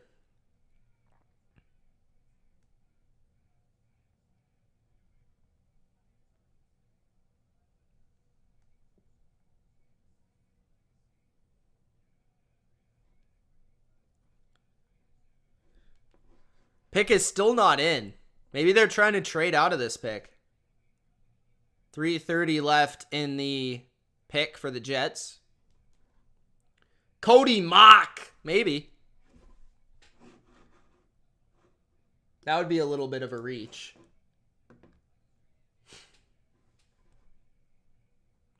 Daisy says, just let others know who knows we are related to Christina and Sabrina.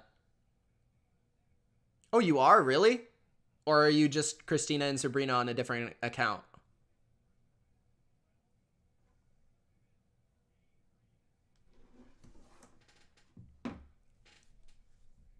Harley! Thank you so much for the super chat. Wow, you're the best. Thank you. Let's go. Everybody should help Harley Quinn out. Let's go. Everybody say shout out to Harley Quinn. Shout out to Harley Quinn. Here's to my favorite YouTuber. I love you so much, Mitch. This community has gifted me with wonderful friends that I cherish. One day we will go to a Patriots game together. Let's go Patriots and good luck, everyone. Yeah, I'm going to have to go to a Patriots game and meet up with some people. But thank you so much for the super chat, Harley. Shout out to Harley.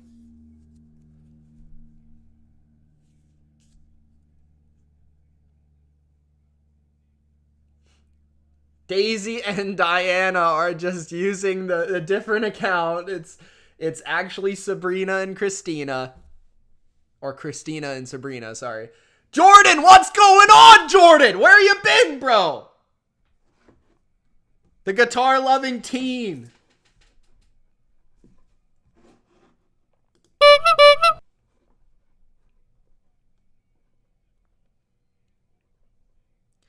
Come on, Jets. Pick a damn tackle. You got 1 minute left, bro.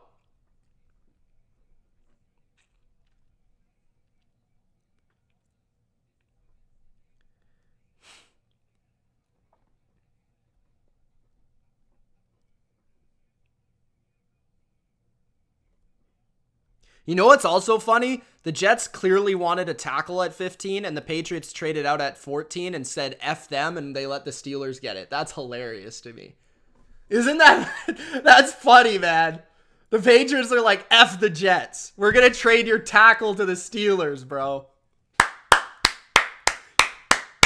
Great move. Great move, Bill. F the Jets. Great move. Oh, that's your middle names? I like those names, Daisy and Diana. They're both D names, too. I think that works better than Christina and Sabrina, honestly. Close, though. I don't know, Christina and Sabrina. Both work. Both work. I would love to sweep the Jets. Now more than ever, I'd love to sweep the Jets.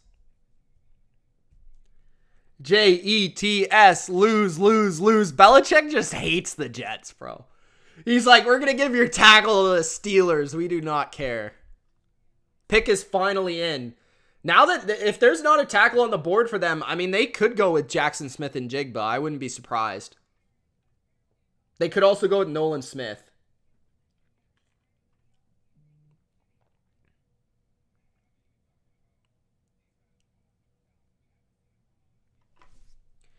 Greg says just end the season. Why?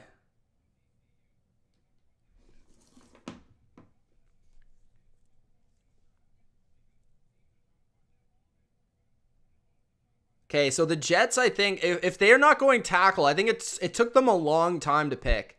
If they're not going tackle, I think they're going to go with an edge or a receiver. But I'm going to say edge. I think they do need an edge. I don't know who, though. I think the top guy would be Nolan Smith. Thank you, Daisy and Diana. Do I think the Jets suck? No. They've got Aaron Rodgers. They don't suck. I don't like them that much, but yeah, they suck.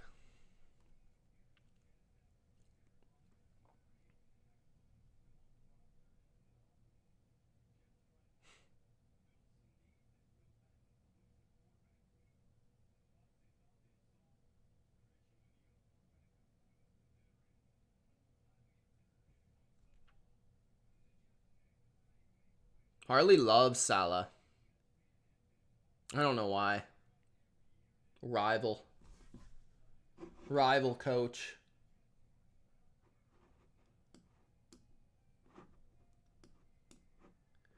Who are the Commanders going to pick? That's my question. Look at this kid. Shut up, kid. You're a Jets fan. We don't like you.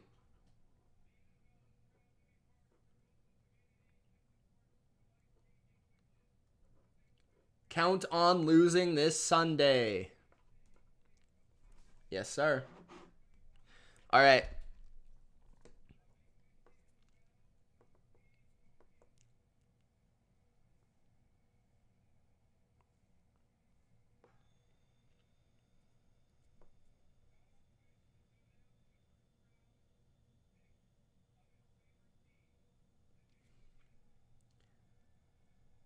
Ah, no, he's not a cutie pie. He's a Jets fan. Don't say that. Lower that mic. Boo, Jets.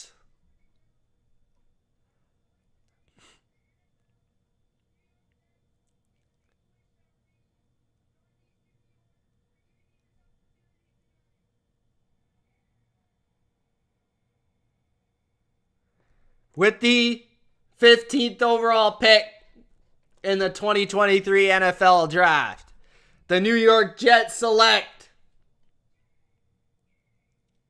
Oh, this guy with his JETS chant. Bro, just make the pick! Will McDonald, edge from Iowa State. Wow. Okay. I mean, I love Will McDonald. Like, I had him as my second or third edge rusher.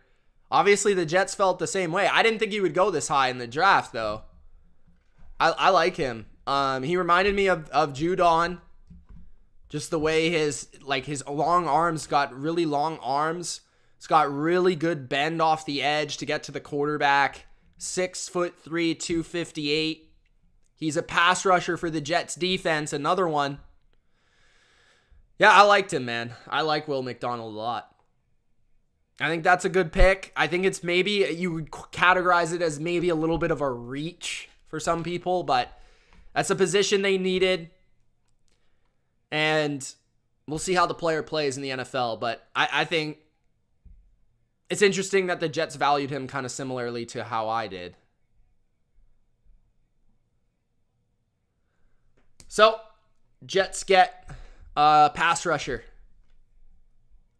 Not somebody New England was going to take. At number 16, Washington is up.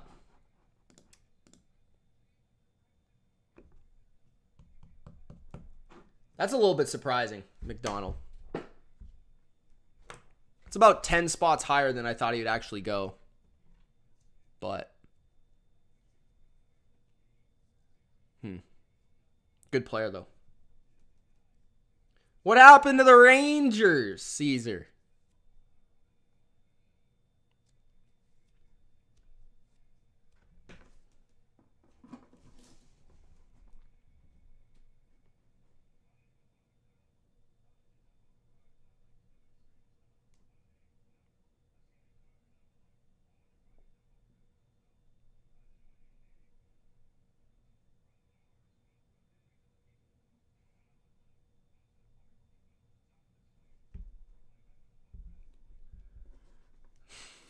Sports Day says, can't see at 18 to Detroit, please and thank you. The Pats pick right before the Lions. Even though they would never take Cansey. He's too small for them. 16, Washington. I kind of think they're going to go with a corner. They could go with a tight end. You would think this pick would be Christian Gonzalez, but I don't know. This could be Banks, potentially. Oh, good for you. Good for you, Daisy. It is Daisy, right? Good for you, Daisy. 4-0 Devils. Wow.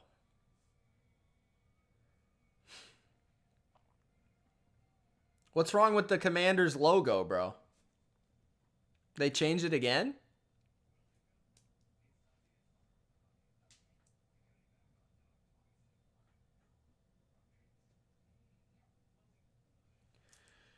Okay, yeah, I think this is going to be a corner. That's their biggest need, but I think there's an outside chance it's a tight end.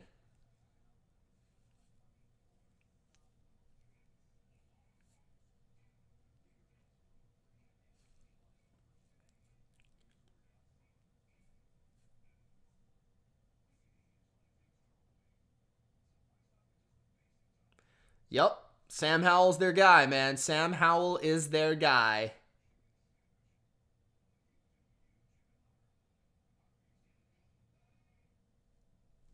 Sam Howell or Jacoby Brissett? Unless they take Will Levis, but I doubt it. Will Levis is sliding, bro. Sliding. Right into the Buccaneers' laps.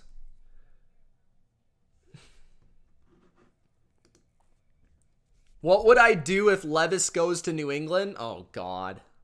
I'm going to lose my mind. If Levis goes to New England, I am going to lose my effing mind, bro. But you'll never see anything like it. And I'm not looking at my phone. I'm not looking at my phone. I'm not! Okay. Washington's going to pick a corner here.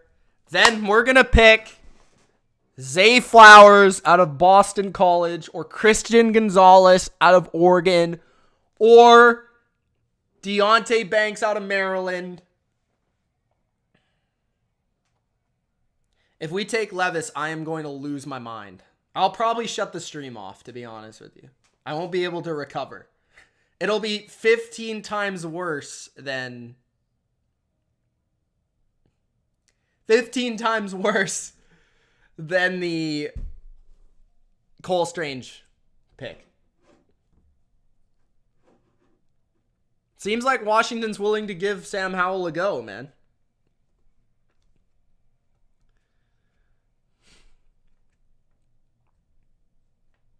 Honestly, like, as long as it's not Will Levis and it's a wide receiver or a cornerback, I will be happy with who New England picks. I will be happy. I'll try to spin it into happiness.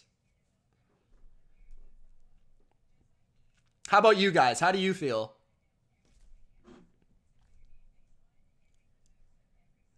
The Lions are up after New England, too. I think the Lions... They went Gibbs, which was a shocking thing. They could go with a corner. There should be a corner there at 18.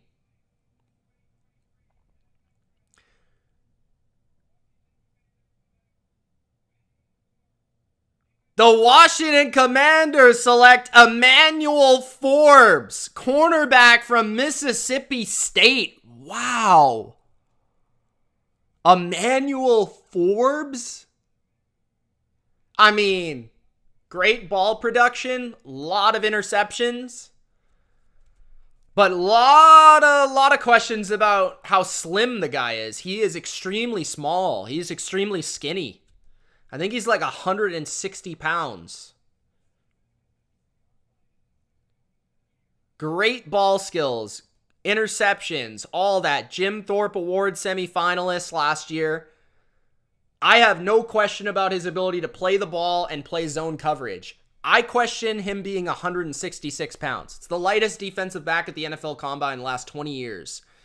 I thought just because of that, despite him being 6 foot, almost 6'1", I thought despite that height that he would not be picked in the first round. I didn't think he'd be picked in the first round.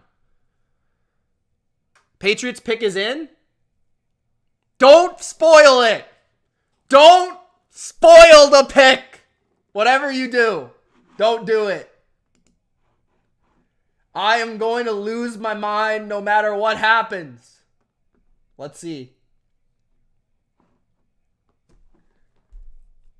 Where's the Patriots graphic? Did I delete it or something? I got too excited? No, there it is. Patriots pick is in at 17. Let's go! You can have your Emmanuel Forbes. Let's go. Let's get someone good right here. Zay Flowers or Christian Gonzalez or JSN. And I'll be happy. Please not a tackle out of North Dakota State. Okay, come on. With the 17th pick of the 2023 NFL Draft, the New England Patriots select Christian Gonzalez, cornerback out of Oregon. Okay, I'm happy with that. I'm happy with that. I like it. I like it. I like it. I'm a little let down that it wasn't a receiver. But otherwise, this guy is a stud. This guy is a stud. I mean, this guy is a stud. Some people thought he was the best corner in the entire draft. I had him right there with Witherspoon. He's just a rare athlete. He comes from a lineage of athletes in his family. I believe both his parents were like pro athletes. The guy does have all the traits to become the next Stephon Gilmore for the New England Patriots. He's got height. He's got the most wicked hips you've ever seen. He's so fluid in his motion, in his just the way that he moves, man. It's like art watching this guy move. Back pedal, change direction. He's like art, okay? But he's also got really good instincts for the position. I think there's some things that you need to teach him. I think you could teach him to be more aggressive. I think you could teach him to get better at the line of scrimmage with press coverage and things of that nature. But I think this guy has super, super, super good traits. And I feel like he has a lot of upside. A lot of upside. So I'm happy with the pick. He could be a very good player. And I believe he'll be good because I just believe in the lineage of his family. I just think when you have blood like that, bro, you're just gonna be a good athlete. You're gonna be good. So I'm excited. I would have liked a receiver, not gonna lie, but this Gonzalez getting to 17 is definitely something I did not think would happen. I thought he would be a top 12, top 15 pick at the very least. So to get him at 17, love it. Love it. Alex, I didn't want JSN, but yeah. I mean, I didn't not want JSN, but he wasn't my preferred guy. Yeah, I think Patriots fans will like this guy. Also, our defense now? Our defense now? Okay. Okay. Our corners? Yeah. We got Christian Gonzalez, Jack Jones, Marcus Jones, and Jonathan Jones. The Joneses and Gonzalez. Hopefully he's as good as the other Gonzalez. Tony. Burger is pumped. Jack's Boy says, bye, I'm tired. Thanks, Jack's Boy, for tuning in, man. Have a good night's sleep. Thanks for watching.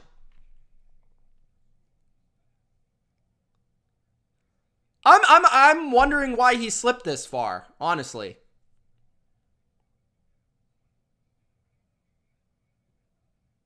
Jumps through the gym. Good speed. Good height. Got better every year of his college career. Very young. This is what we needed too. We needed a tall corner. A tall corner who can lock down number one receivers. That's what we needed. We needed that, or we needed a number one receiver. And I think we got one of those needs. So I'm happy about it. I'm happy about it. We got our next shutdown corner. He's going to wear number 24, and he's going to go to the Hall of Fame. That's what's going to happen. I'm looking at this camera right now. Christian Gonzalez is going to wear number 24, and he's going to go to the Hall of Fame. Put it in the book. Put it in the book.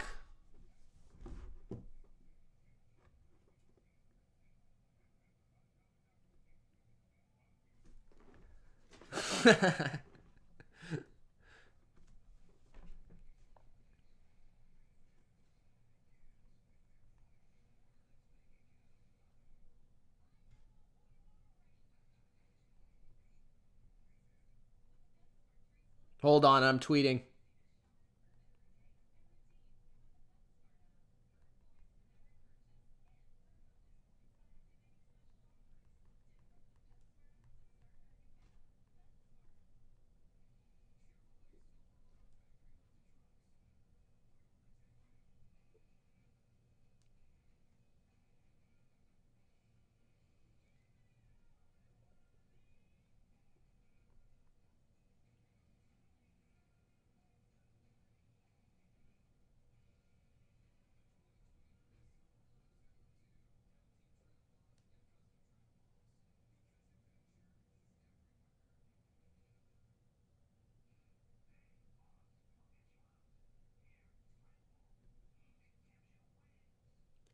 Okay, we'll see what the Lions do at this pick.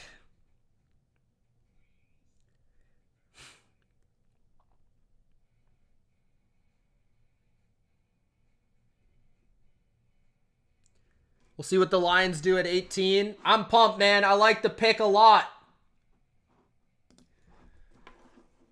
I think some people... Hold on, I'm going to put the graphic down. I did my top 10 prospects in this draft. Let me look at my... I'm not even messing with you guys, okay?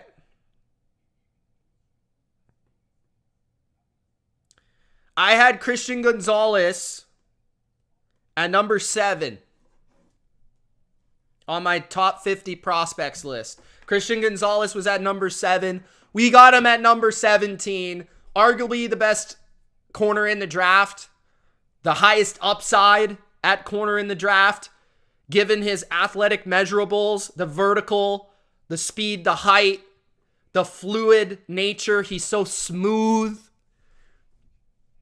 He's going to be a great player for the Patriots. I'm confident in that. We're really good at developing cornerbacks, so I think he's going to be a good player for the Patriots. And again, I said it all offseason. Like, at one point, I was like, we should trade for Jalen Ramsey because we need a number 1 corner. This is a guy that hopefully, maybe not right away. Corner for a rookie is tough, right? Rookie corner is tough to play, but within 2 to 3 years, this guy, I think, is going to be a top, at least 20 corner in the league. So this was a good corner class too, and we got a good one, man. I'm cool with it. Pick is in for the Lions. If you guys have any questions about that, let me know. Any questions about the Gonzalez pick? Lions pick is in.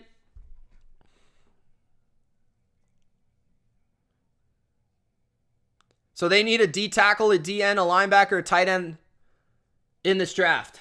I have linebacker as their top need. Defensive line, edge, makes sense. Corner would make sense. Deonte Banks, I think, would be a great pick right here. I don't think Will Levis will be the pick. I think Will Levis is going to go to Tampa Bay at 19. And if he doesn't go to Tampa Bay at 19, I question whether he's going to go in the first round. Maybe 20 with Seattle, maybe Minnesota. With the 18th pick in the 2023 NFL Draft, the Detroit Lions pick Jack Campbell, linebacker out of Iowa. Holy, the Lions are shocking the world in this draft. I mean, I was higher on Jack Campbell than a lot of people. I was higher on Gibbs. I was higher on Campbell. I did not even think he was going to go in the first round, to be honest with you. I think they could have traded back. But I do think he's the best linebacker in the draft. I do. He's very smart. He's got long. He's 6'5". He kind of has that like Leighton Vander Esch, Tremaine Edmonds type of build to him. He's not the fastest linebacker, but he's got very good quickness and speed. He won the Butkus Award this past year for Iowa. Very smooth in coverage. 6'5", drops back in coverage, can take up a lot of space.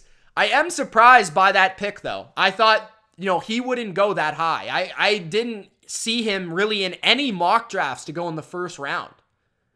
So I'm surprised that Jack Campbell went this high in the NFL draft. But that being said, linebacker was their biggest need, and he was my top linebacker in the draft. So overall, I can't be that mad about it, despite maybe some people saying this isn't great value. You could have potentially traded back and got him. I don't know if any other team behind you would have picked him. I don't know, though. What do I know? So, tough to really say. I think he will be a good player. I just am shocked he went this high, because literally no mock draft I saw had him this high in the draft. But yeah, again, good quickness, not great speed, good length, good height, good size, solid tackler. He's not a big hitter. He's not going to come downhill and just smash people, but he's a very good tackler. And in the middle of the field, he is very deceptive with his ability to kind of like reach out and catch footballs. He caught like a one-hander against CJ Stroud in Ohio State.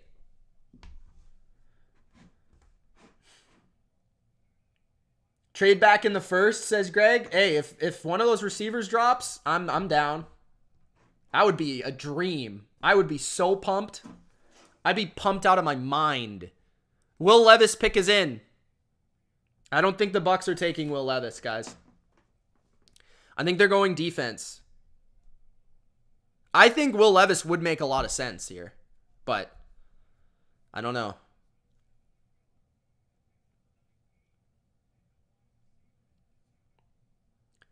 Daisy says, when is the Patriots' next pick, and did the Buccaneers pick yet? Bucs are picking right now, and the Patriots picked Christian Gonzalez. They should be done for the night unless they trade back into the first round. So their next pick would be the second round tomorrow. Pick is in. Honestly, Harley, I wasn't looking at the screen. I didn't really see Patriots fans, but I wasn't looking at the screen. So I don't know. I was just taking in my own emotions there. With the 19th pick in the 2023 NFL Draft, the Tampa Bay Buccaneers select Calijah Kancey, defensive lineman out of Pittsburgh. Okay. I don't hate this. Kancey is right around this range for me. The Bucs needed help on the pass rush, and Calijah Kancey is kind of a lot like what they got. They tried to pick in Hall last year, like an interior pass rusher. He's got wicked measurables, super fast and quick for a defensive tackle. He is reminiscent of a Geno Atkins or Aaron Donald, like almost the same size. I'm not saying he's the same player, but pretty much the exact same size. 6'1", both are 6'1". He's 281, Aaron Donald 285. Aaron Donald's got slightly more reach than Kancey, but Kancey actually ran a tick faster than Aaron Donald. So measurables are very similar. Smaller defensive tackle. He'll play interior end in that 3-4 scheme for the Bucs. And he's got really quick hands. He's really disruptive. And he can win on the inside and get to the quarterback. I think that's what Todd Bowles is looking for here and what the Bucs are looking for with this pick. I think this is a solid pick. I maybe would have went with Nolan Smith, but I can't be mad at this pick. This is a good pick for the Bucs. This is definitely around the range I thought he would go. And he has the upside to be really good. So I would say that. At number 20, Seahawks. Seahawks are up. The Bucs, though, decided to go interior D-line, replenishing that area of their defense the last couple of years in the first round, trying to dominate on the interior D-line. That's going to be a partner for Vita Vea. Two polar opposites. Vita Vea, a huge mammoth of a man, and Calijah Kancey, a quick little jitterbug on the inside of your defense. Interesting. That's fascinating to me. Shaq Barrett's there this year, coming back from injury. You got... they've spent the last 3 first-round picks on front 7 players. The last 3. Wow. Yeah, all in on Todd Bowles' defense. Seahawks are next. This could be Will Levis, potentially. This could be Deonte Banks. Actually, no, they pick Witherspoon. Calijah Kancey might have been their pick, honestly. This could be Nolan Smith. I think this is going to be Nolan Smith. I'm locking in Nolan Smith right here. Nolan Smith to the Seahawks. That's my pick.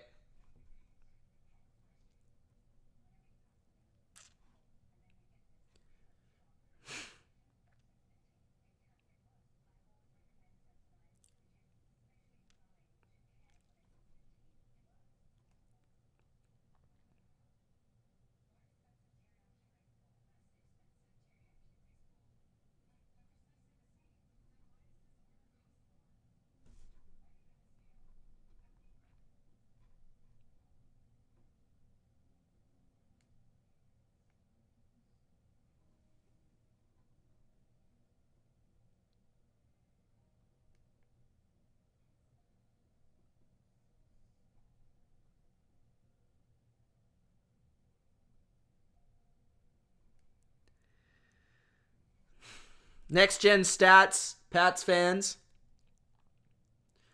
had Christian Gonzalez as their number 3 can't miss prospect for 2023. Gonzalez is the only corner in a historically strong class to earn a 85 plus athleticism and production score according to the next gen draft model.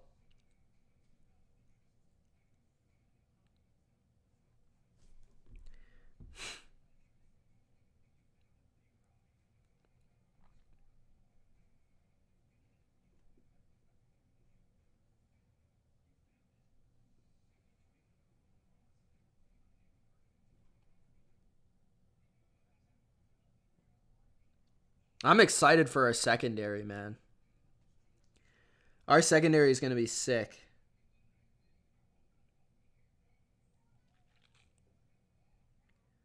That's also true. Adrian Clem is the Patriots' new offensive line coach. He was the offensive line coach for Oregon. So he was in close contact with Christian Gonzalez as well. Interesting. That makes me feel more confident about it.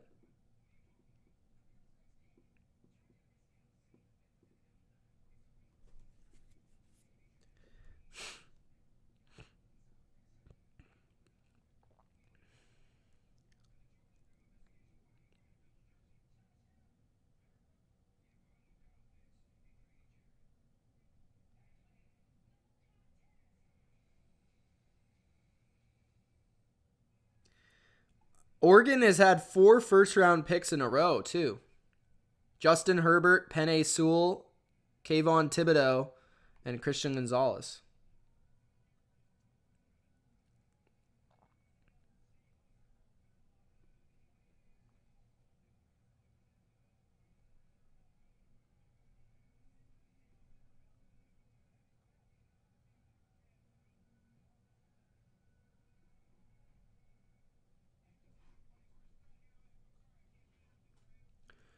Do the Seahawks take Levis? I doubt it. Chris Pratt. Peter Quill, Star-Lord. Doing an interview.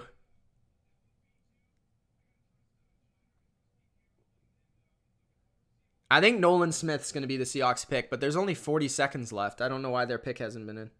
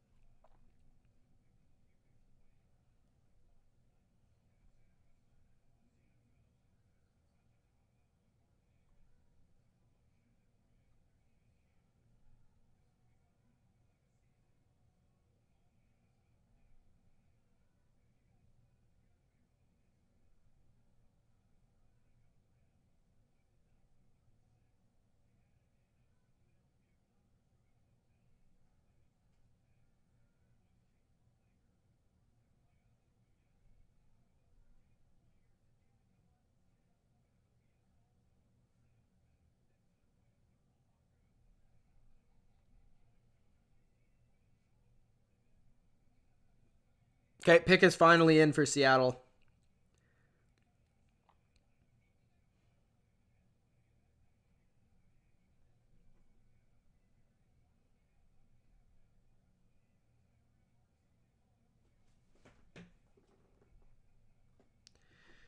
All right, who will Seattle select?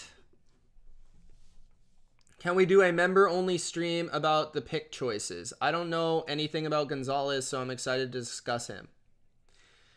We'll see. I mean, I'm definitely going to do a review. I'm making a video.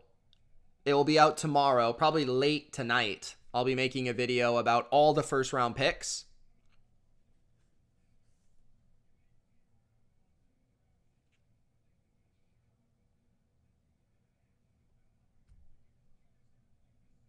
Alex says, Seattle, what is going on? Yeah. Pick is in for Seattle. My guess is Nolan Smith. Edge rusher. Could be wrong, though.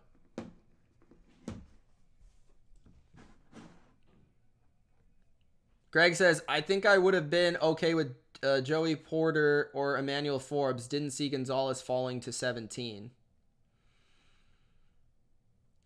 I thought he would fall, like just doing a couple mock drafts, I thought he would fall outside of the top 10. So I thought there was a chance at 14, but I definitely think that I definitely didn't think there was a chance if we would have traded back. Like I thought Washington would have taken him, but the fact they took Forbes, just surprising to me.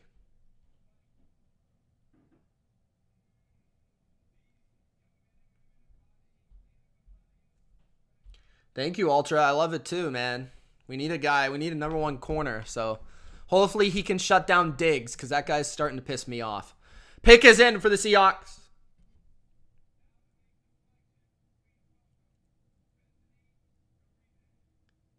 Thank you, Daisy. I think I might be on tomorrow. It might not be for the draft itself, but I'll be on tomorrow for something. I'll try to make it on to do something tomorrow live. Wow, the Seahawks with Jackson Smith and Jigba out of Ohio State. Interesting pick. Not a bad pick at all. Jackson Smith and Jigba, arguably the best receiver in the class for some people. I think it makes a lot of sense with where he fits within the offense. I think he's a slot receiver in the NFL primarily. And you have DK Metcalf, you have Tyler Lockett on the outside, their ability to stretch the field, make big plays down the field.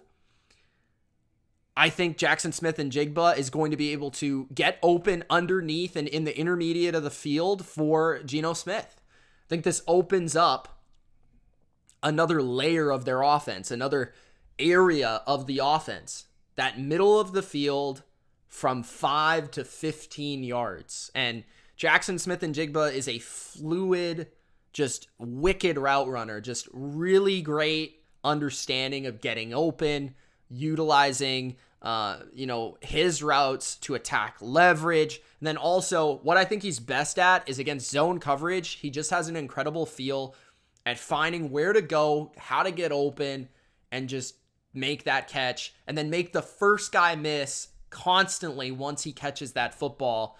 So I think that's a very solid pick. I didn't really see that coming. It didn't come to the forefront of my mind, but it makes a lot of sense. I think he'll be a good NFL player. There are questions about the injury history. There's questions about the long speed, but I think on a team like Seattle, you're not really going to have to deal with his speed so much because you already have two of the fastest receivers in the NFL that can threaten defenses with speed down the field. So Jackson Smith and Jigba not really having that speed is not that concerning to me. So I like the pick for Seattle. I think they got a very good player that can contribute right away as well for a team that's looking to win right away.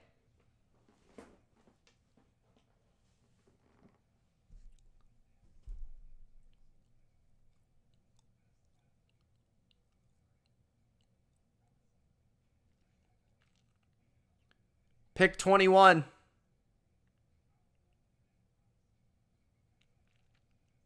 Chargers are up.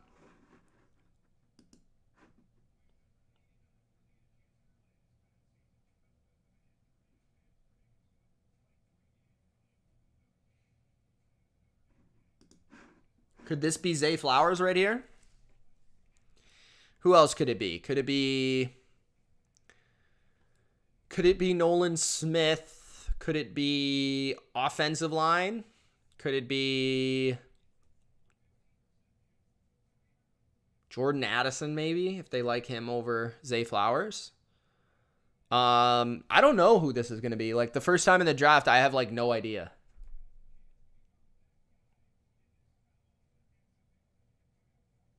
Good pick by Seattle though.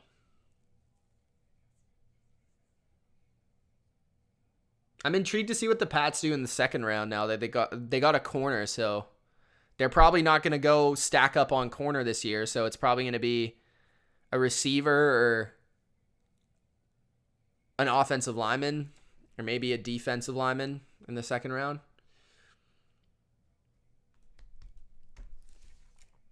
Baltimore, I think, is probably going to get Flowers at this point. I would think so. 3 minutes left on the clock for the Chargers. Get your guesses in right now.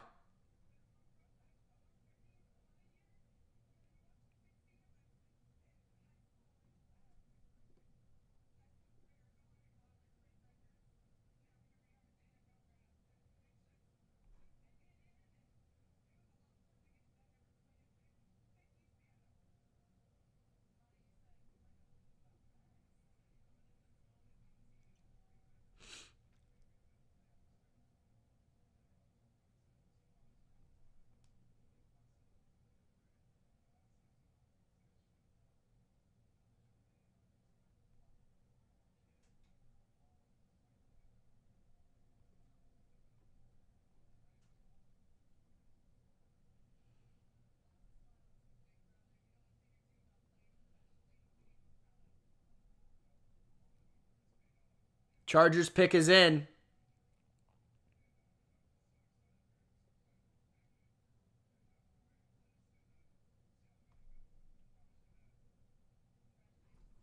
It's going to be a wide receiver. Who is it?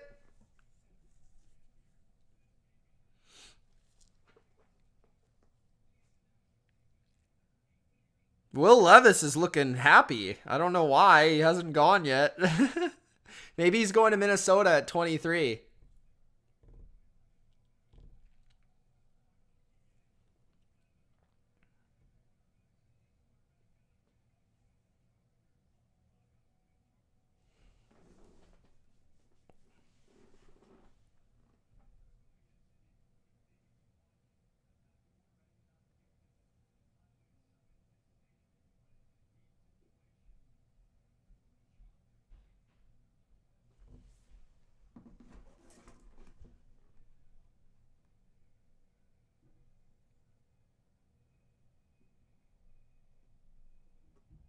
Pick 21.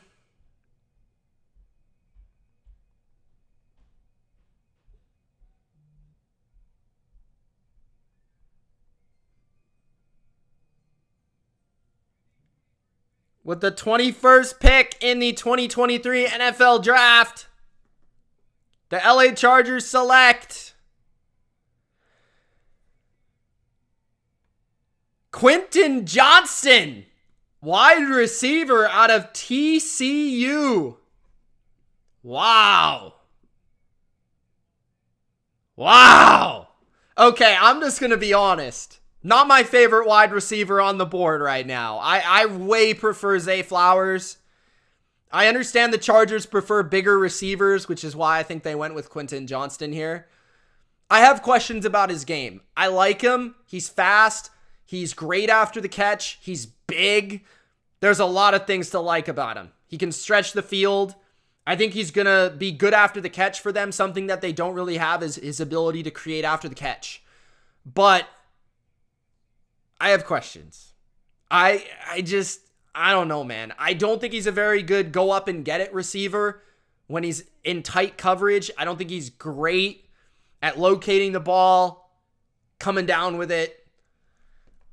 I think he needs a lot of work as a route runner. But when you think of the Chargers receiving core, Keenan Allen's the route runner, right?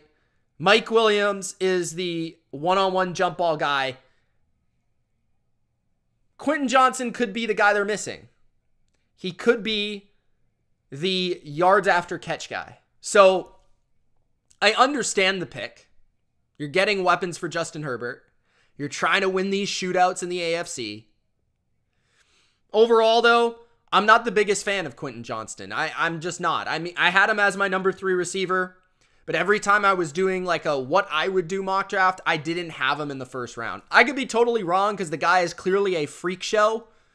6'4", 4.4 speed. I mean, he's got it. He's got it all, but I just question it. We'll see. It really helps that he's playing with Justin Herbert because that means your floor is a lot higher with Justin Herbert. Justin Herbert's going to make receivers look good. So at number 21, Quentin Johnston to the Chargers.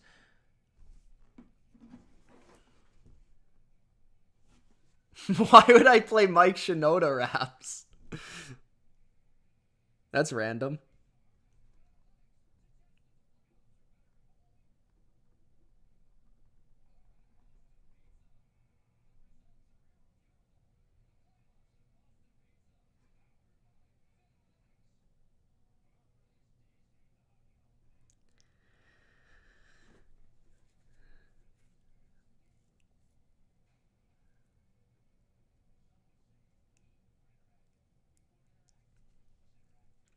Will Levis.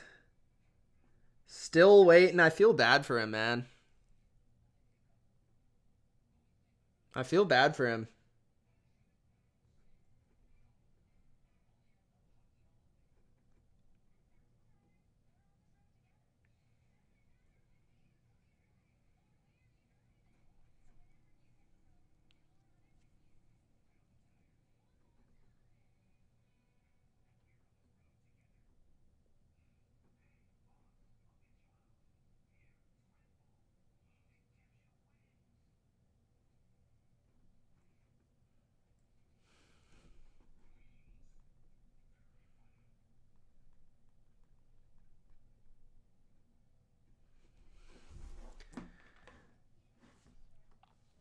High Road. Yes, good song.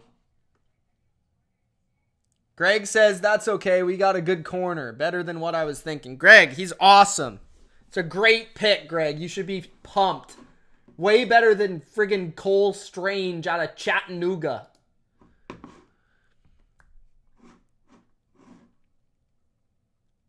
Give me Tank Dell in the 4th. Tank.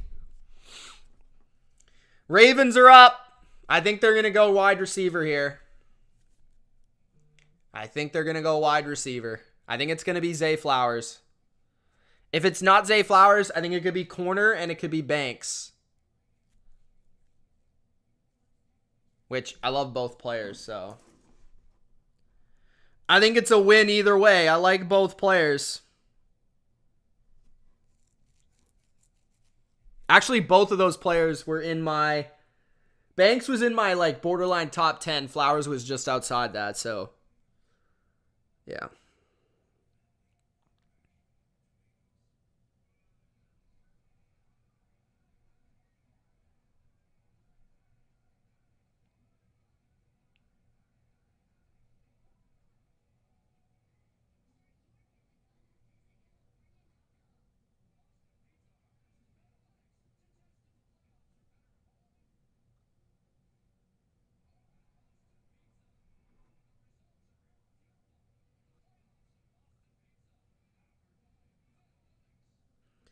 Gibbs was shocked when he was picked 12th. He says, I didn't know I was going to get picked that high. I love Charlie Jones, bro. I love Charlie Jones. Shout out to Kylan. Kylan Pressgrove. I love Charlie Jones. Big Charlie. I almost made a video about Charlie Jones.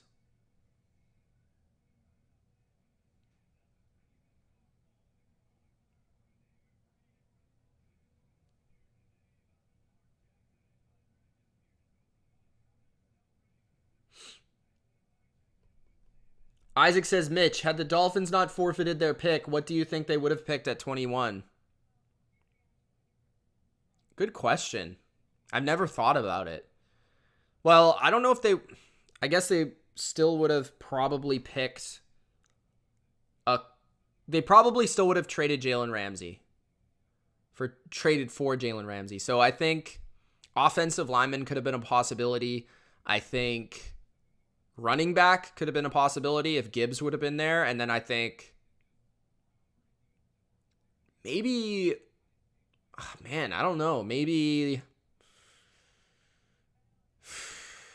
secondary, like Brian Branch, potentially. I don't know. Ravens pick is in.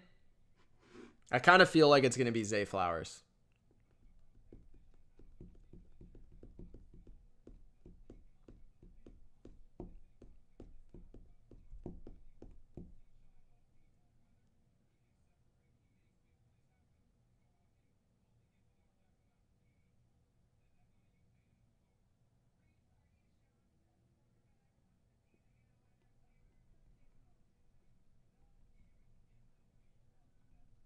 Ravens pick 22. We got Vikings at pick 23.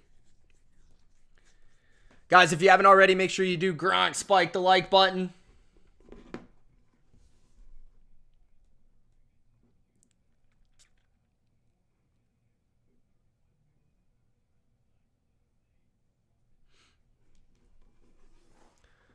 Ravens select! With the 22nd pick of the 2023 NFL Draft, the Baltimore Ravens select Zay Flowers, wide receiver, Boston College, Lamar Jackson's #1 receiver. Look at him, man. Look at him. He's got too much swag, bro. But Zay Flowers, my favorite receiver in the draft. Every level of the field, the guy separates, he gets open, he's explosive with the ball in his hands, down the field vertically. This guy has flashes of Antonio Brown, flashes of Steve Smith. You can line him up anywhere, slot, outside, get the ball in his hands. He'll make the play, screen game, running game. Lamar Jackson is going to love this guy. And what makes me feel even more confident about Zay Flowers is his attitude. Works hard, extremely hard work ethic. Guy just feels like he's going to be great. Just like the attitude he has. I love Zay Flowers. Everything about him, man. The toughness, the grit, the speed, the explosiveness, the playmaking ability. He is a Baltimore Raven. Lamar Jackson gets a #1 receiver. You got him. You got Rashad Bateman. You got Odell Beckham Jr. All three guys can run routes. All three guys can get open. You got Mark Andrews. The Ravens are going to be tough, man. The only secondary that can cover them is the Patriots. Let's go. Good pick, man. I'm happy for Zay Flowers. He's got a good quarterback. Good situation. Good organization. And glad he didn't fall to the Chiefs or the Bills. Thank God.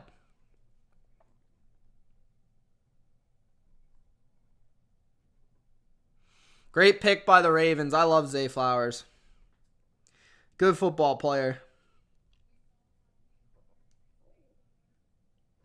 Dakota says, ask Christian Gonzalez at the NFL Combine about possibly playing for the Patriots. That's a legend right there. I'd love to play for him or for any team if they put their trust in me. I'll put the trust back.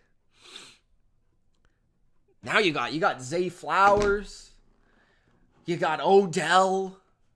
You got Bateman. You got Nelson Aguilar. You got Devin Duvernay. Mark Andrews, that backup tight end guy who I forgot his name. The running backs. Yeah, man, I don't know.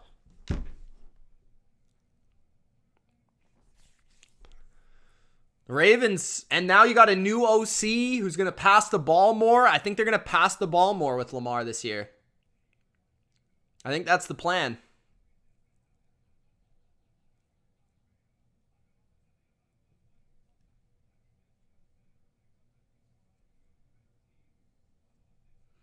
Trav, what's up, man? What a pick. The Ravens. What do you think of that receiving core now? That's an electric playmaker you have. Zay Flowers. Yeah, I had him as my top guy. Odell tweeted, whoever gets Zay, Addison, or Njigba is going to get a steal. He's going to learn from Odell, too. I think he's a different player too. You could put him anywhere, as I've said, and he can get open at any level of the defense. I think he'll play. It's going to be interesting because I think he can play in the slot, but he can also play out wide. I think Odell's going to play out wide. So the question is, like, does Bateman play primarily out wide? Do they move him in the slot? So you got a lot of versatility there with what you can do with this offense. And I'm looking forward to the new scheme too. But I think the biggest thing this indicates about the Ravens, they've changed their mindset on Lamar Jackson and also, like, what they can be offensively. I think this means they're a passing team now.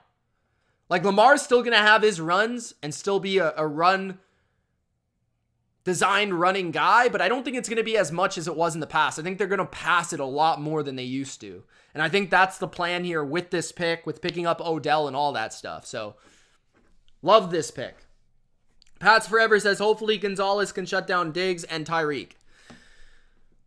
I just hope that we can shut down Diggs because the guy is just getting annoying. I can't stand one more touchdown where he flips the ball to our fans. I just can't do it. Guy's just annoying, man.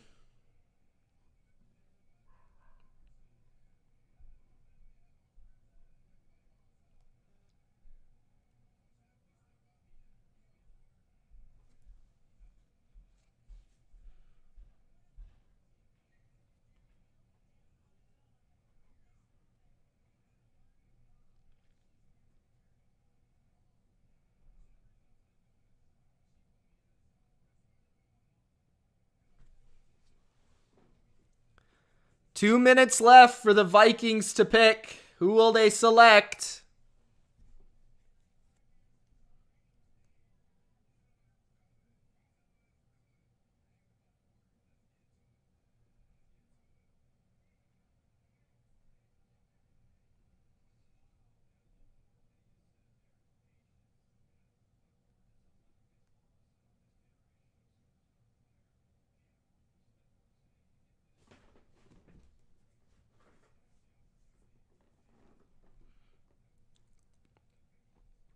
I'm really interested to see what the Vikings do here. Corner, wide receiver, Addison. Could it be Porter? Could it be Banks? I mean, Banks should be the pick. Banks should be the pick 100%. Now that I think about it, Banks should be the pick for Flores. That should be the pick, in my opinion. Why would they pick Joey Porter in the second round? We just picked Christian Gonzalez, bro. Why would we pick Joey Porter? He'll also be gone by the time we pick, too.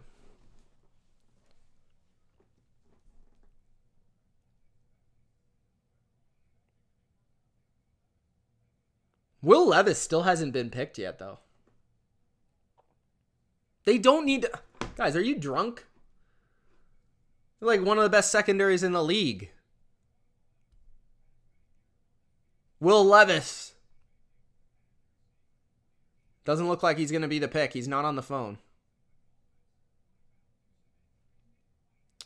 Hendon Hooker also not on the phone. Pick is in for the Vikings. I think it's going to be Banks of Maryland, and I think this would be a great pick. If it's another corner, I'd be fine with it, but I don't know, man. I like Banks. We'll see what the pick is.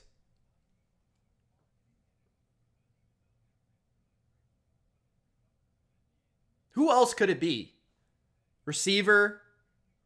Maybe D-line, but I don't really know who. Vikings pick is in.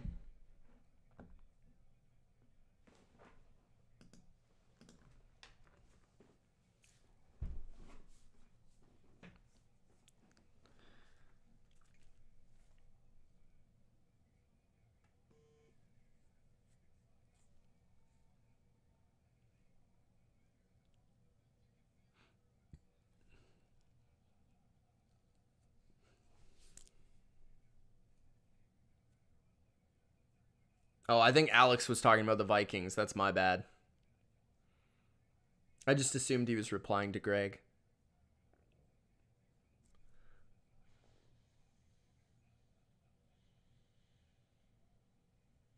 Okay, let's get this pick.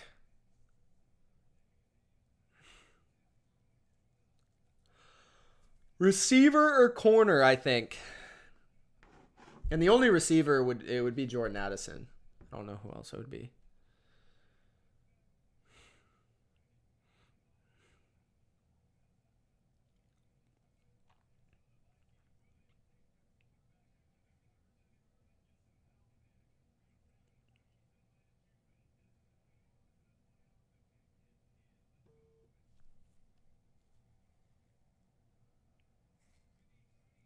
With the 23rd pick in the 2023 NFL Draft, the Minnesota Vikings select Jordan Addison, wide receiver of USC. That is the pick. It makes sense. I actually predicted this pick in my mock draft. Felt like the Vikings were the team that were interested in Jordan Addison. Addison, productive in two different schools, USC and also Pittsburgh, was awesome in Pittsburgh a year ago in 2021. Biletnikoff winner that year. I think he was my number 3 receiver in this class. I'm not sold he's going to be a superstar in the NFL. I think he's going to be a good receiver. Productive, good receiver. And I feel like he's a number 2 receiver in the NFL, as opposed to, I felt Zay Flowers was a number 1. I felt JSN was an elite slot. I think Jordan Addison is going to be a great complement to Justin Jefferson. I don't think he's going to be that level of guy. Like, I don't think at any point he's going to be the guy that the defense game plans for and tries to take away in their game plan, double teams, all that stuff. But as a number 2 guy in the NFL, I think he's really going to be productive because he understands how to run routes, how to get open. He understands like really good rapport with his quarterbacks the last couple of years. He's good in the screen game.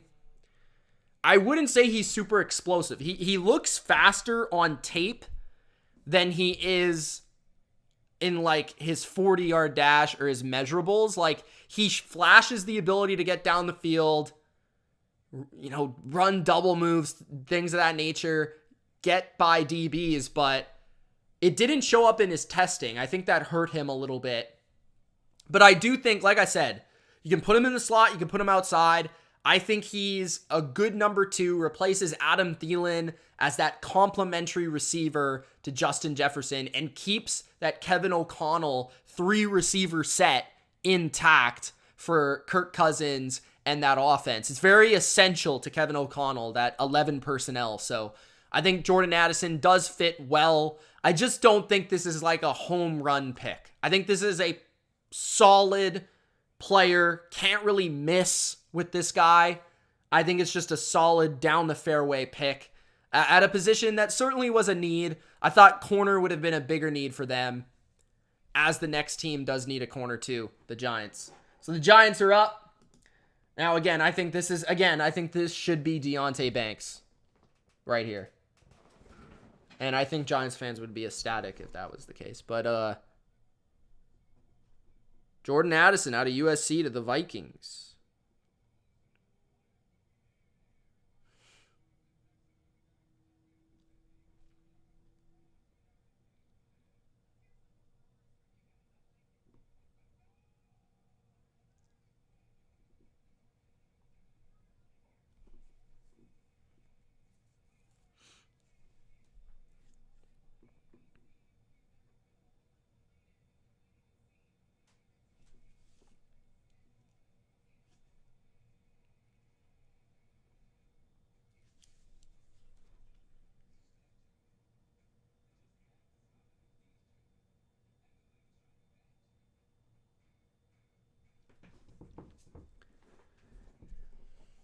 Jags traded their pick to the G-Men.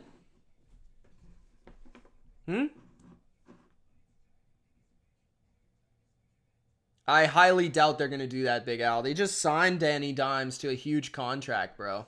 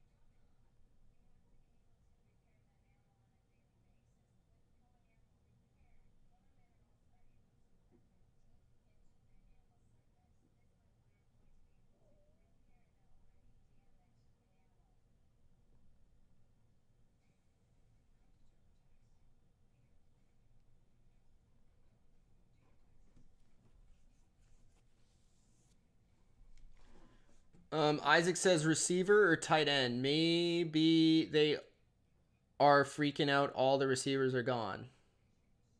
Who are you talking about? The Giants? I think the Giants are picking Deonte Banks. I think their number one need is corner, personally. I think they addressed receiver in free agency enough to the point where they don't really need to pick it here.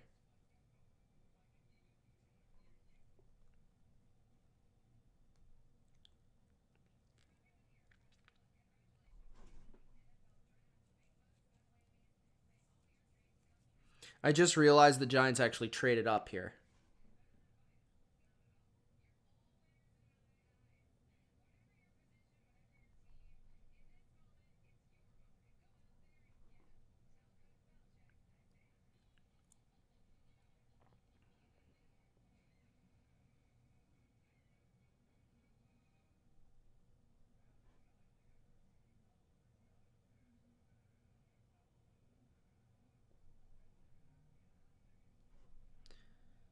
Bills are on the clock after the Giants.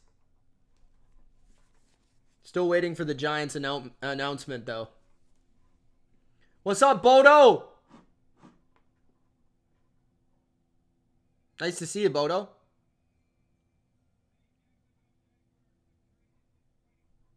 Yeah, Ryan, I'm pumped, man. It was a great pick by us. The New York Giants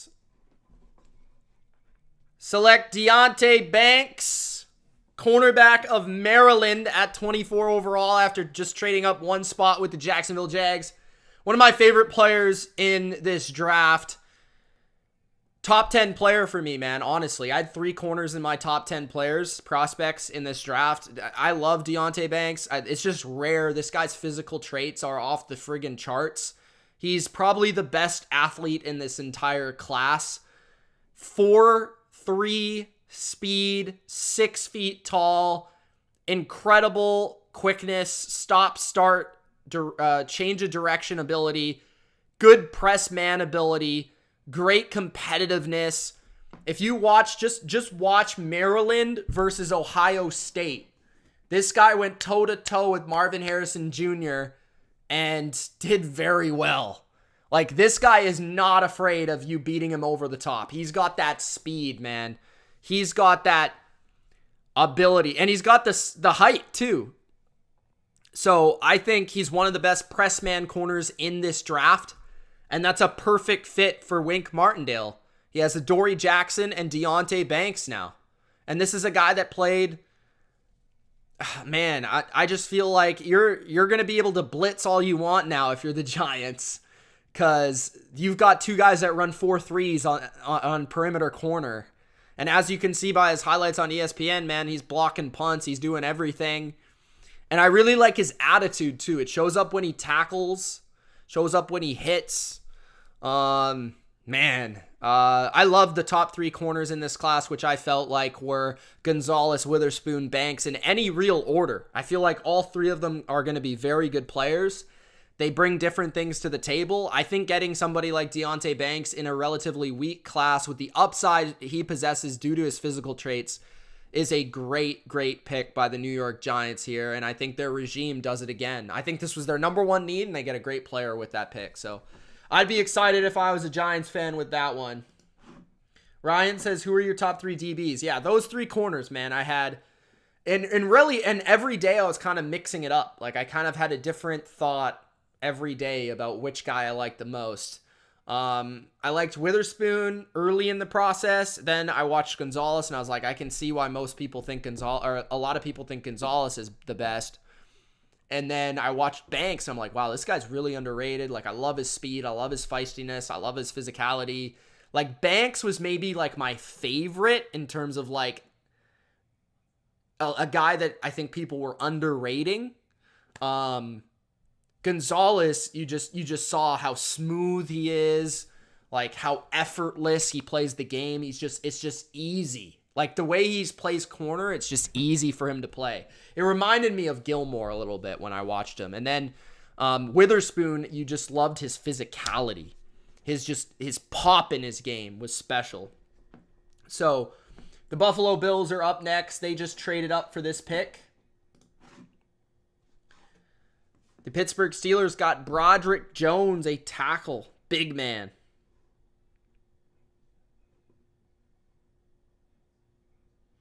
Ultras boy. Do we think what are the Bills going to take? We think the Bills are going to take a weapon or what?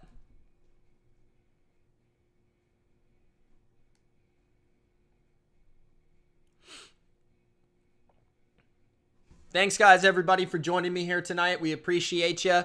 Don't forget to Gronk Spike the like button. Don't forget to subscribe if you're enjoying tonight's live stream. I'll also have all my grades and my thoughts on every pick out tomorrow on the first round.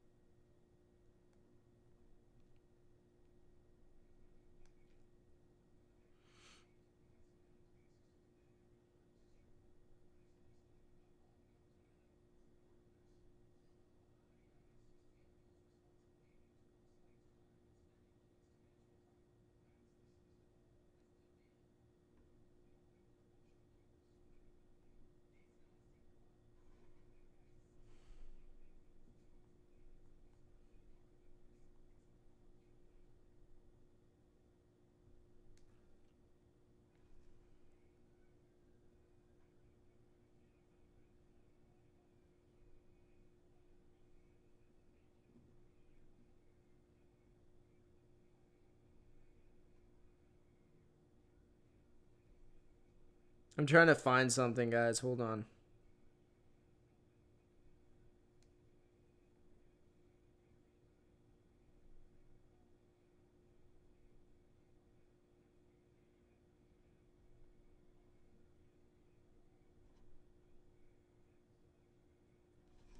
Okay.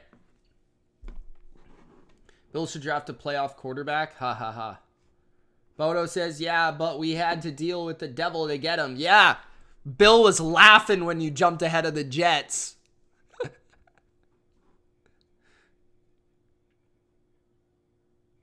Ryan says, I agree. Gonzalez hips are so fluid for a big guy. Plus, he sees the game while always in the right spot to play the ball. Yeah, he's just a natural. I think that's the best way to describe him. He's so natural. The way that he plays. And with a little bit of coaching, I think he's going to be really good. Bills pick is in.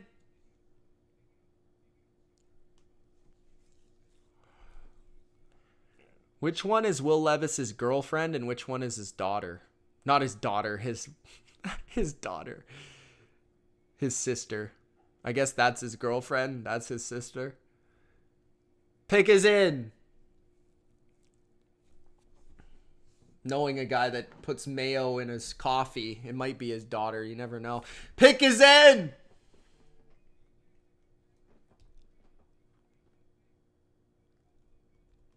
The Buffalo Bills have the 25th pick.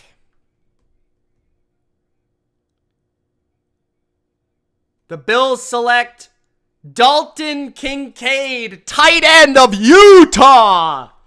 A tight end for Joshua Allen. Another weapon for Josh Allen. Tight end of Utah, Dalton Kincaid. Kincaid is smooth. Kincaid is a natural receiver of the football. Very good hands. Solid route runner. Finds the openings the best in this class. His ability to read zone coverages, find the soft spots, great hands, makes contested catches with ease. It's going to be very interesting to see how they utilize Kincaid and Dawson Knox. But man, if you like Dawson Knox, you're going to really like Dalton Kincaid. This guy, some people compare him to Travis Kelce. I think that's a bit outlandish, but he is going to be a similar type of weapon for Josh Allen. That guy that can move around the formation, play outside, play in the slot, play in line. He's a good enough blocker, but great hands, makes big-time catches, and the best receiving tight end in this class. Period. End of story. The Bills have Dalton Kincaid. Big addition. Big addition. Who's next? Are the Cowboys up? The Cowboys! Who are they going to take? Michael Mayer? An offensive lineman?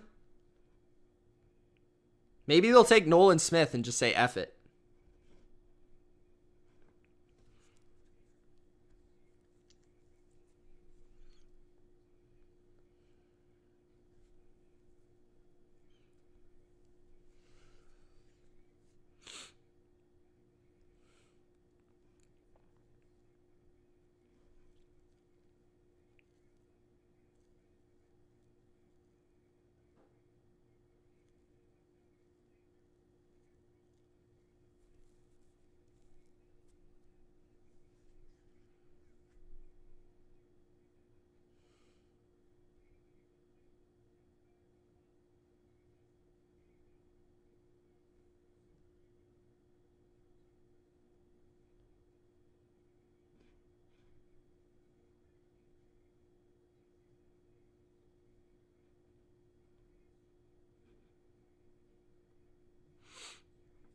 Kincaid, 70 catches, 890 yards, and 8 touchdowns. First team all Pac-12. Spent 18 and 19 at San Diego.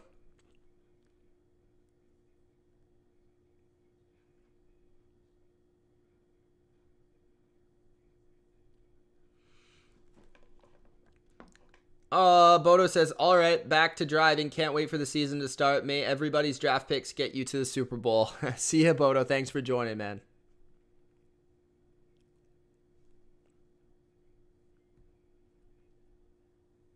The Cowboys. 2 minutes, 40 seconds left in their selection. At 26th overall.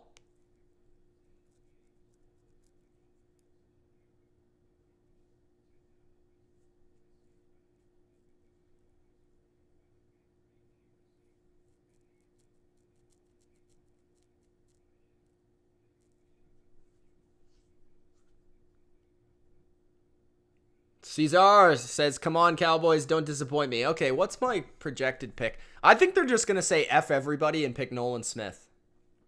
I think that's what they're going to do. But they might also pick Michael Mayer. Wow, Kincaid looks super happy. Good for him.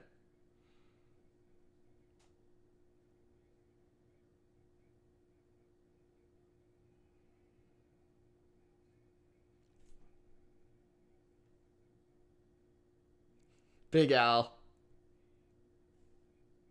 This is the 26th pick.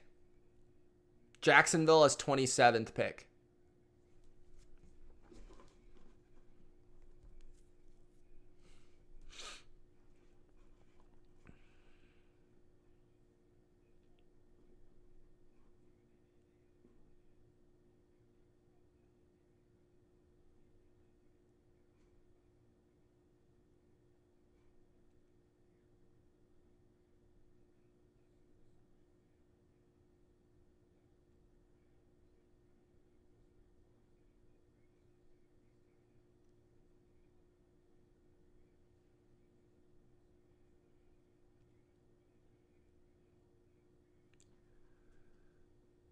Am I going to be doing the second round? Probably not. I'll probably just do a recap or like a grades video for second, third round.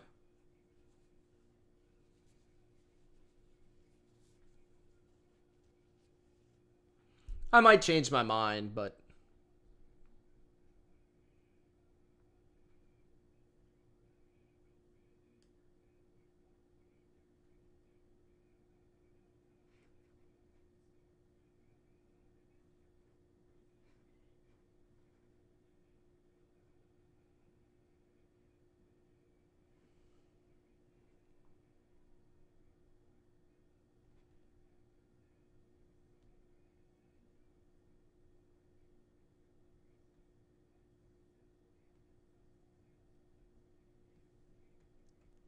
Cowboys pick is in, guys. Who's it gonna be, Caesar?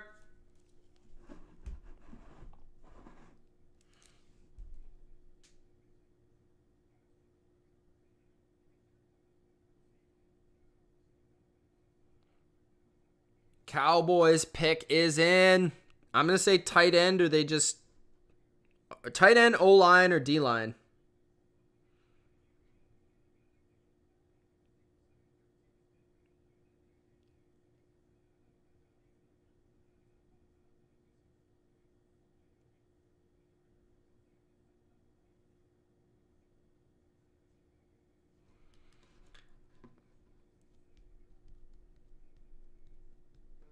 Cowboys pick is in. You want mayonnaise?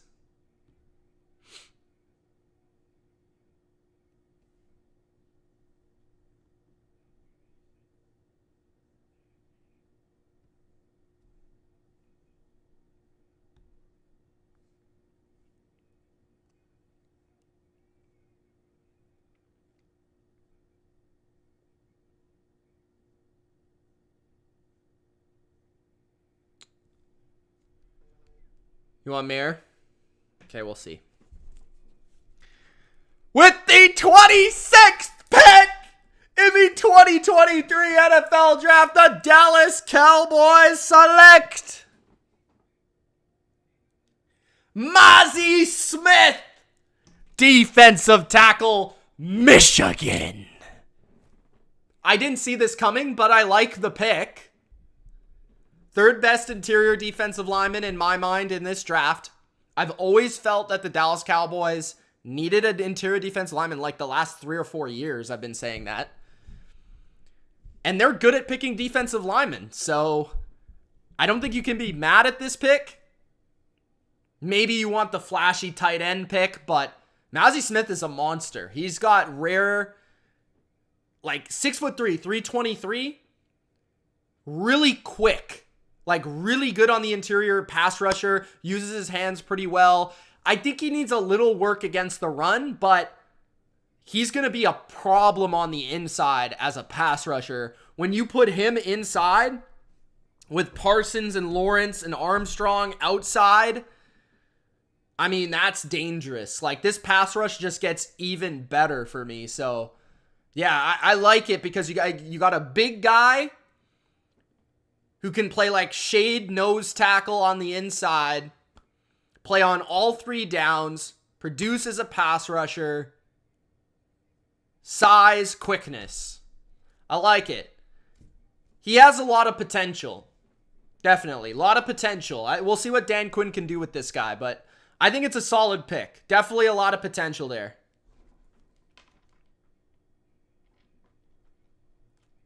At number 27, Jacksonville is up. They're definitely not picking Will Levis. Cincinnati's definitely not picking Will Levis. New Orleans could. Maybe.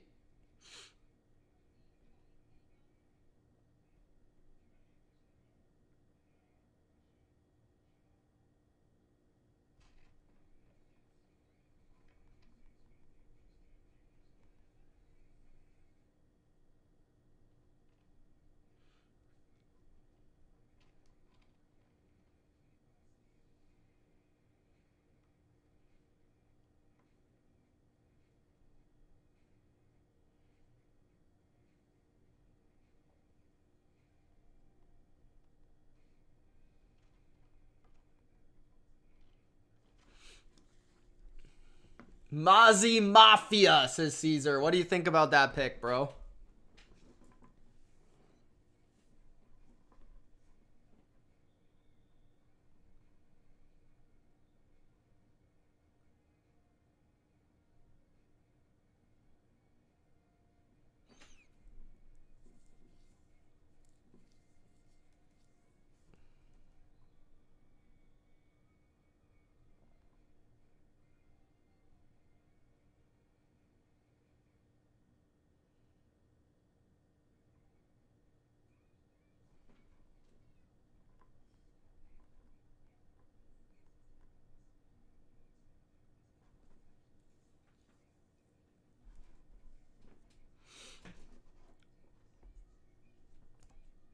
Okay, we got a few picks left, guys. Jacksonville, I had them going Brian Branch.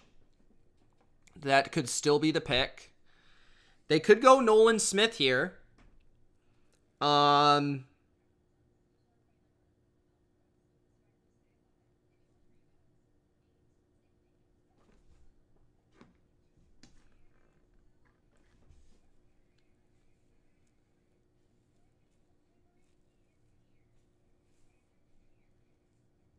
Who else? Brian Branch, Nolan Smith, not Will Levis. I don't really see a corner here. I don't really see a receiver. Maybe an offensive lineman, potentially. I kind of like I like Walker Little a little bit, so I don't know. Maybe.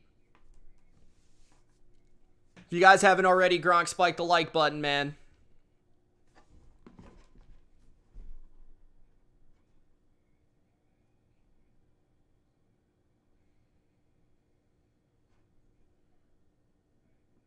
Seems like a lot of people are dipping off now.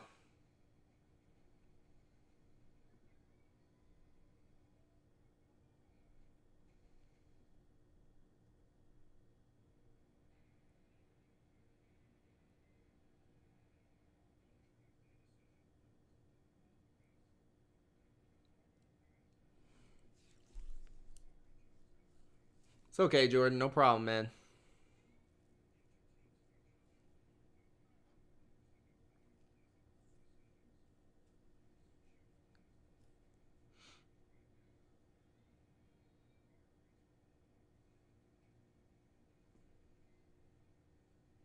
They're really dragging this out, man.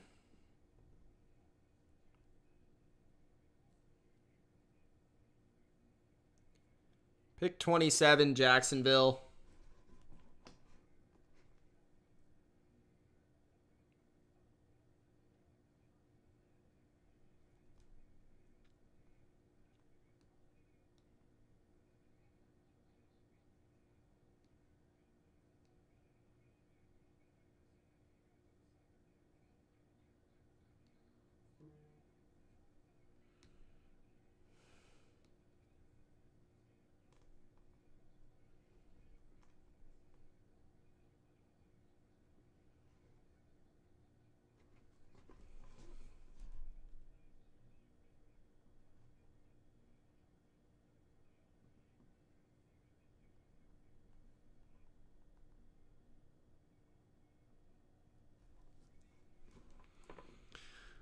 With the 27th pick in the 2023 NFL Draft, the Jacksonville Jaguars select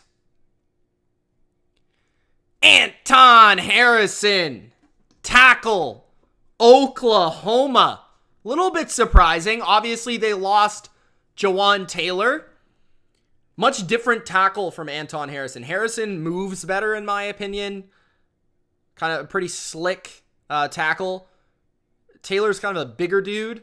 Harrison, I believe, is a right tackle and could fill in right away. Could be a starter right away there. I thought they liked Walker Little more than maybe I assumed that. I don't know, but I think he'll start right away and protect Trevor Lawrence there. Also, I don't know if Cam Robinson, is he signed? I'm not exactly sure. But yeah, Harrison, solid right tackle, protecting Trevor Lawrence, right? Feeding into that asset, making sure he's always protected. Doug Peterson obviously comes from that Andy Reid school of thought. They love their tackles. They love their offensive linemen. They love investing in that position. So it does make a lot of sense. I thought they might go secondary with this pick, but offensive line, I can get behind it. I think this is the last round one tackle in the class. So I don't, it's not like a super sexy, exciting pick, but solid pick. Solid pick. You can get behind it. It's protecting your greatest asset and adding depth to the offensive line. Doug Peterson also won a Super Bowl with the Eagles, right? So on that team, he had an absolutely loaded offensive line. It's always better to have a better offensive line with great depth than to not, right? So pick is in for the Cincinnati Bengals. At least the Bengals are trying to make this a little bit quicker.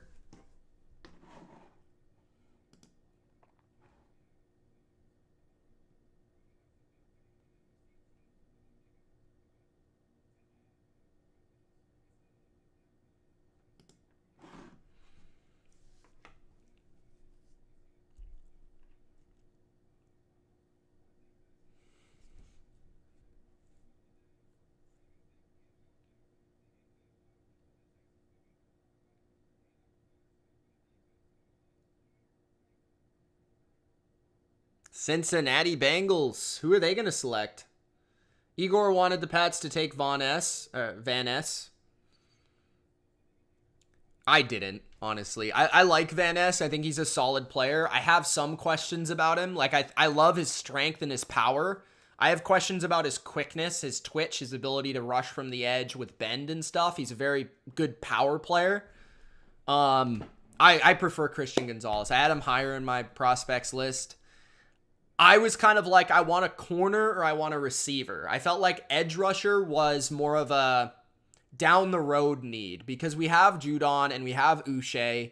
And even though Uche needs to be signed and Judon is going to be 31, like I understand, but those guys are elite players. So an edge rusher wouldn't hit the field and impact our team as quickly as a number one corner and number one receiver would, right? So Cincinnati Bengals are up next. Their pick was in very fast. Very fast.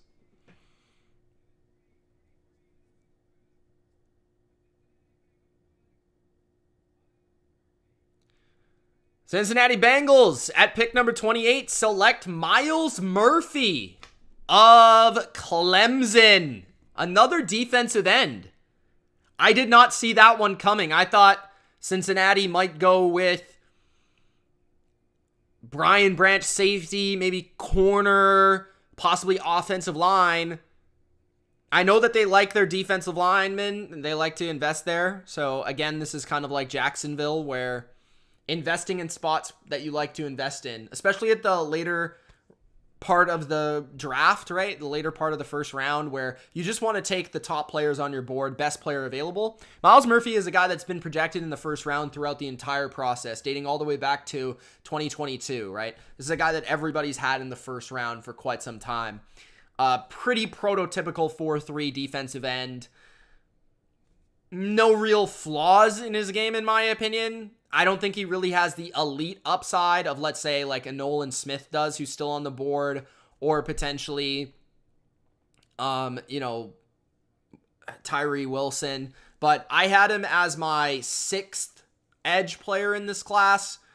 I had Van Ness above him. All the guys that have already gone. I liked McDonald, who is projected to go around this range above him. So Myles Murphy, good player. I think he's just going to be in that rotation. They have an extremely strong rotation when you think about it, right? They've got Trey Hendrickson, who is getting a little bit older, Sam Hubbard.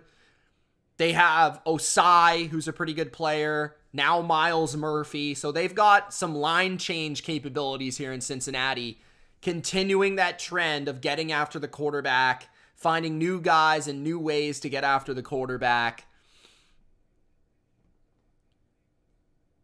But watching his tape here, using that long arm to get to the quarterback. Yeah, I mean, it's a solid pick. Everyone had this guy in the first round.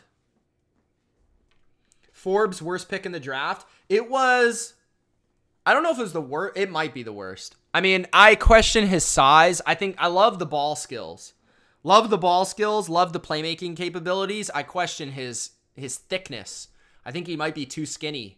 Like, I thought he wasn't a first-round player. I thought he was a second-round player. Jack Campbell was shocking where he went to Detroit. I really like Jack Campbell, though, so it's a little bit different. Like, Jack Campbell was a guy that I thought would go in the second round that I actually wanted to go in the first round, like, based on what I thought of the player. Another guy like that was Jahmyr Gibbs going, 13 to Detroit? Like, one of my favorite players in the entire draft, like, top 5 favorite player. But being a running back, I thought he would go like late first round. Like I had him going to Cincinnati at 28. So That was crazy. Like, the Lions reached crazy. And they picked players that I didn't think they would pick, like positions I didn't think they would pick. But hey, if those players end up being good, then we're all wrong, right? Who else was a bad pick? I wouldn't necessarily categorize those as bad picks, though, for Detroit, because I like those players. It's more like, what do you think of the players, right? Which is one that I didn't like a player I didn't like. I didn't like the Cardinals trading up, or trading assets for Paris Johnson. I didn't really love that. I didn't like the Quentin Johnston pick. I didn't like picking Quentin Johnston over Zay Flowers. I prefer Zay Flowers. What else didn't I like that much? I mean, for the most part, most of these picks made sense. Will McDonald went early, but I like Will McDonald.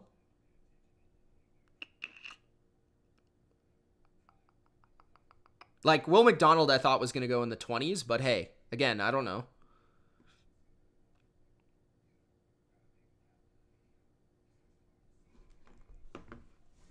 Why are so many teams passing on Wilson and Carter? Why so many teams pass on Wilson and Carter?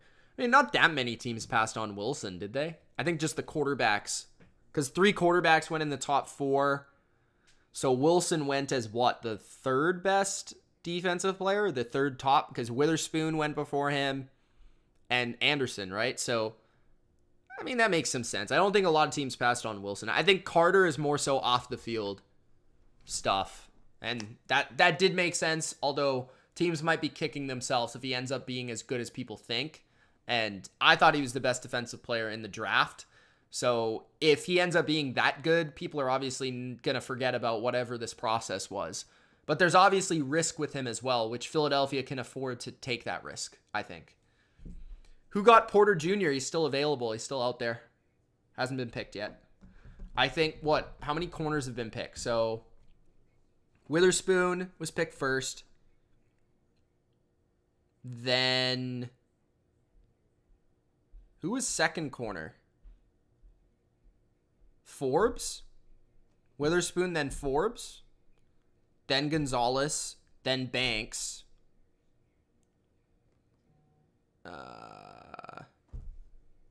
That's it. So he would be the 5th corner taken.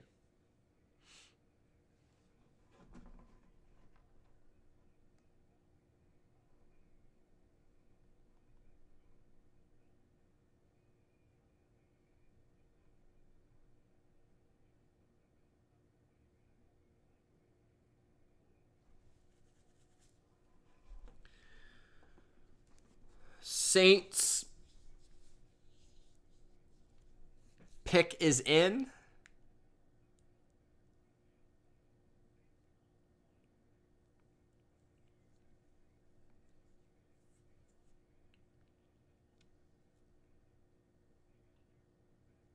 Appreciate everybody being here tonight, though. Gronk, spike that like button, subscribe. Some more draft recap content coming tomorrow morning, tomorrow night as well after round 2 and 3.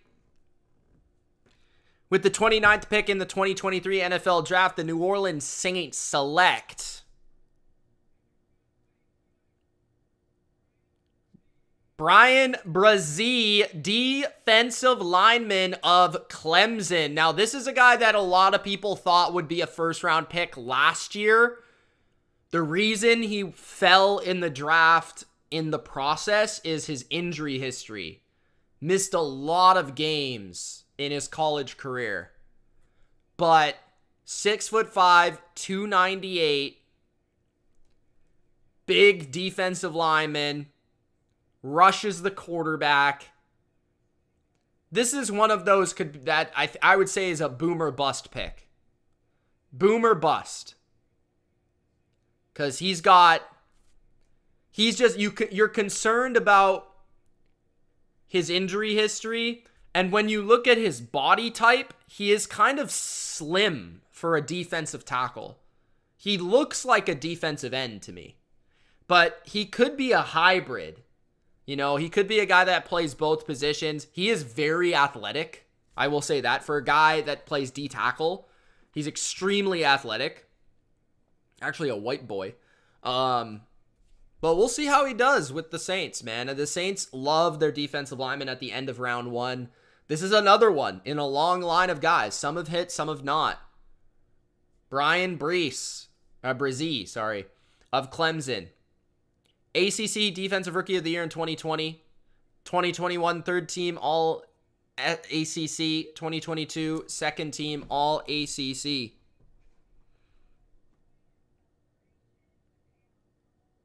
He's been through a lot the past 2 years. If you don't know his story, just going to read this off.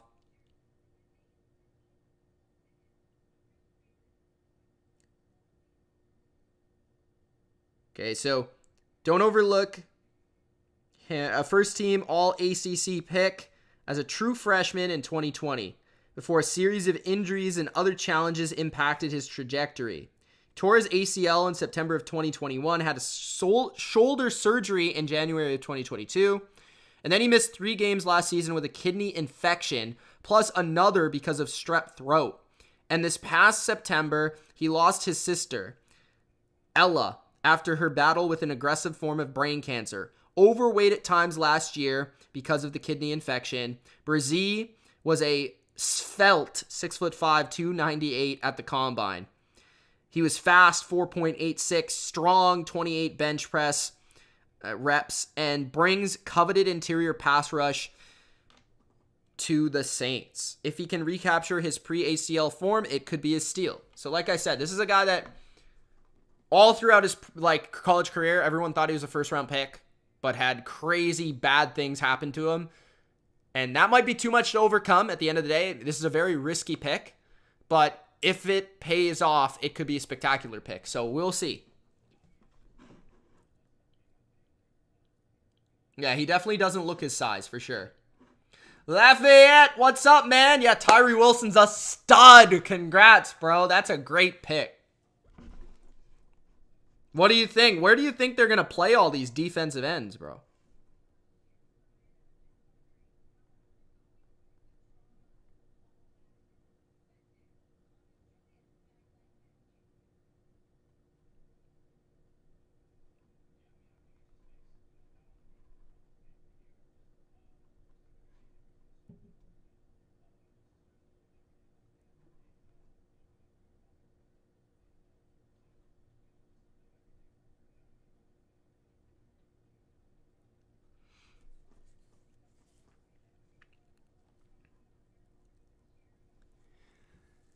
Eagles are on the clock. We got 2 picks left in the draft, guys.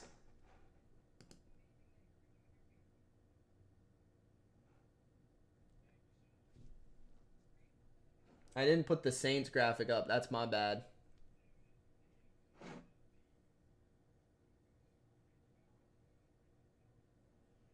Yeah, they're going to have some versatility with how they align those guys. Wilson, Jones, Crosby. They could maybe move Jones more inside at times. Does that open up the possibility to also trade Jones? I don't know, but I doubt it. It's just going to be more pass rush. You love the more pass rush. Okay, say Eagles are up. Looks like they are on the phone right now with their pick. I think it's going to be Nolan Smith. Right here at number 30.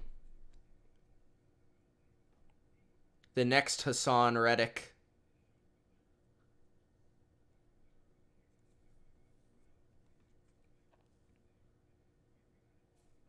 We know the Eagles love Georgia.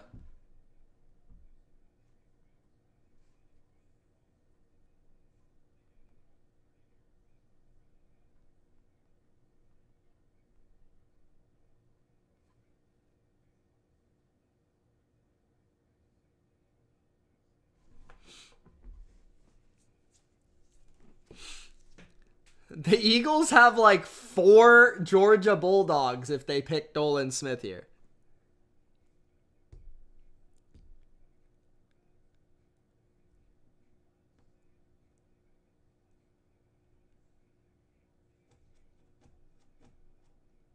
Oh, are they going to let Pittsburgh pick tonight? At number 32? Because technically it's a second round pick. Are they going to let Pittsburgh pick tonight?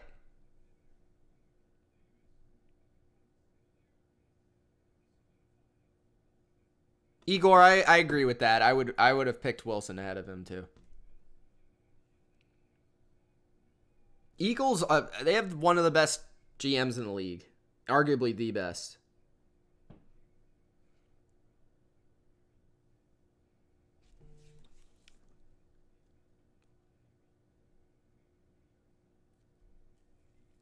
If they get Nolan Smith here, people thought he was going to go to the Eagles at number 10. At number 10. And that's one of those where, like, Nolan Smith falling is going to get an A++++++ on every draft grade, probably including myself, from everybody. Just because it's the Eagles. Like, if it was another team, everybody would be like, oh, yeah, he fell for a reason. He's not that good. But with the Eagles, it's going to be like, oh, how he knew. How he knew.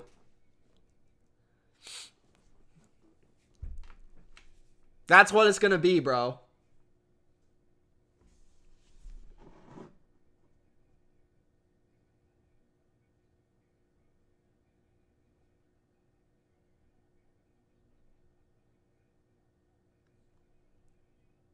Yeah, Eagles got Jalen Carter, Jordan Davis, Fletcher Cox. And then on the edge, they got Hassan Reddick, Brandon Graham, Josh Sweat, Derek Barnett, Nolan Smith. Fuck. Excuse my language.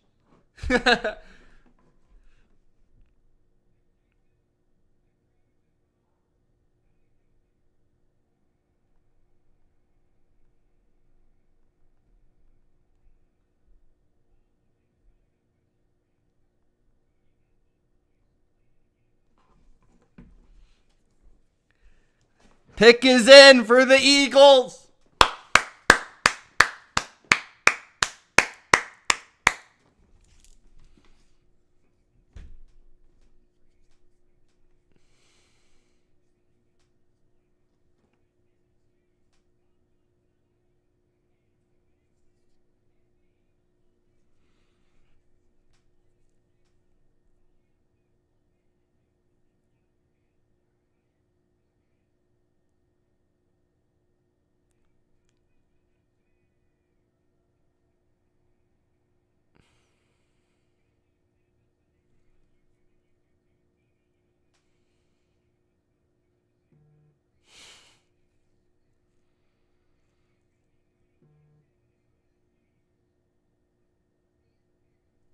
With the 30th pick in the 2023 NFL Draft, the Philadelphia Eagles select Nolan Smith, edge rusher of Georgia. Hey, I liked Nolan Smith coming out of the draft. I had him as my 4th edge rusher in the class. The question about him is his utilization.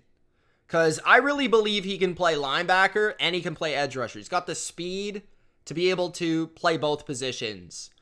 And I think he's got the strength to play both positions. I believe he's stronger than a lot of NFL teams believe. I don't think he would have lasted this long if he would have had, the questions about his strength. I think a lot of teams think he's too small and not strong enough to play in the NFL on the edge. And personally, I think he is. I think he, at the very worst, is a designated pass rusher. But at the very best, he is Hassan Reddick 2.0. Right? This is the team that has Hassan Reddick on their team already. This is a guy that's very similar. And he flashes a lot of upside with his bend, his ability to get around tackles, bend the corner, and get to the quarterback. 6'2", 238, freakish quickness and speed. I think really underrated strength. And again, good pass rushing ability. But you can also use him in blitzes and things of that nature too. Really good leader off the field. Like, this is a guy that's going to work hard for a spot in that lineup. 2 Georgia Bulldogs tonight for the Eagles defense. 2 dogs, absolutely, for the Eagles. Man,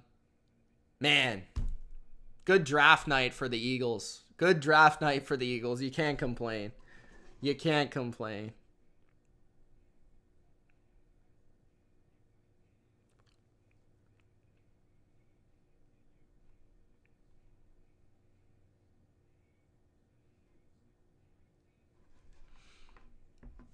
Yeah, Big Al, what do you think? You're a big defense guy, Big Al.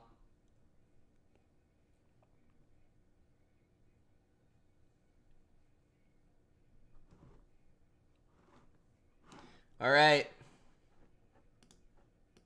Are they going to let the Steelers pick or no?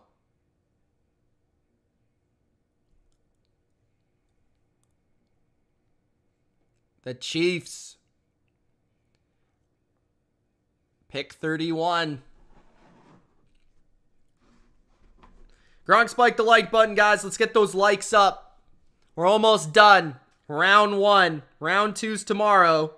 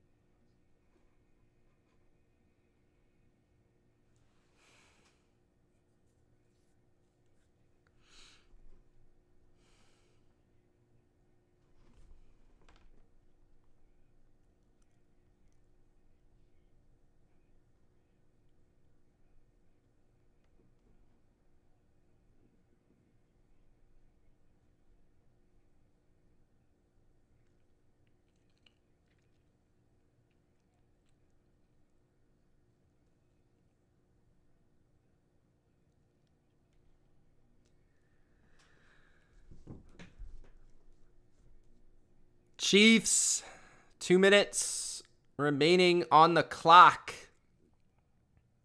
Big Al says our defense is ready. Yeah.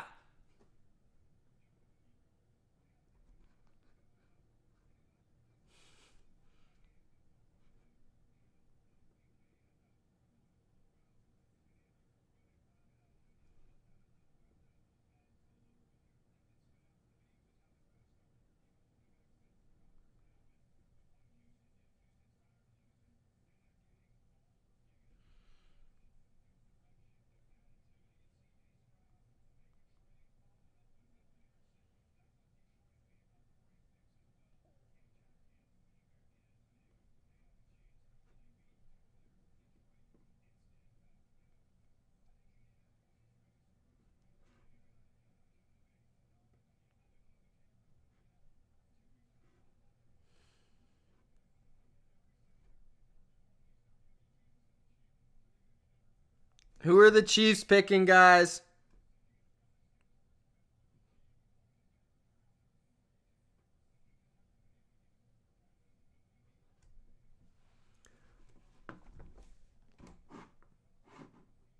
Bodo says the Eagles need to change the theme song to Georgia. On my mind. Pats Forever says the Philadelphia Bulldogs. I just go with Philadelphia Dogs. He's a dog.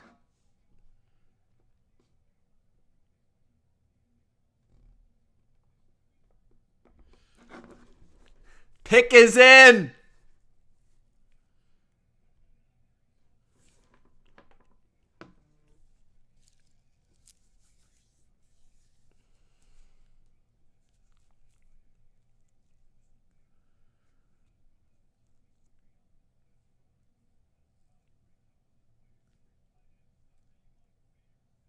Who could the Chiefs pick here? I mean, they could go with Joey Porter. They could go with Brian Branch. They could go... I don't think they're going to go O-line here. I don't think there's a receiver for them to take here. I think it's going to be... Man. I really don't know. I don't know. No one's coming to mind. I want to say like Joey Porter maybe.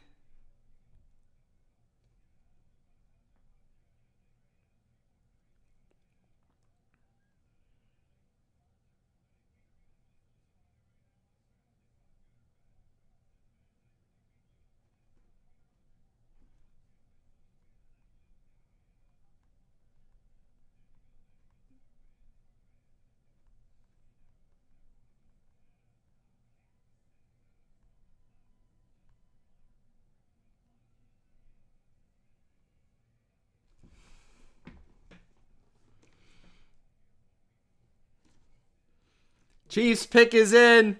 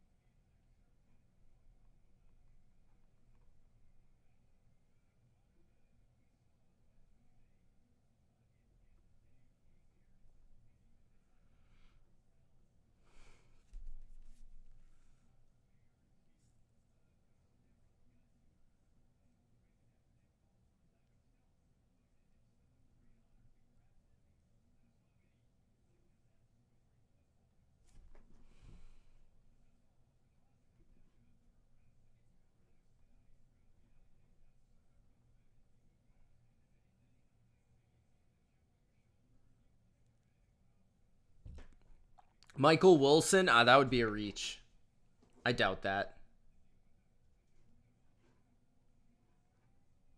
Solid player. Don't think he's a first rounder. I think it will be one of like the edge players probably.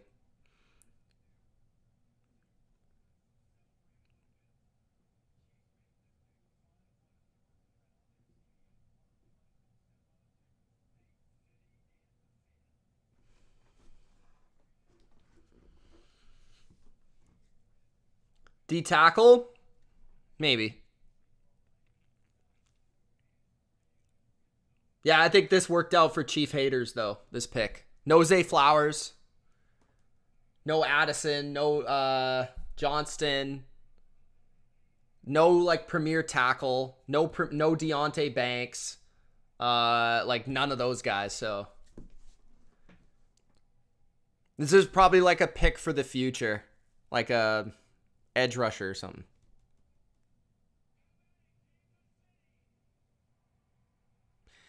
Chiefs pick is in.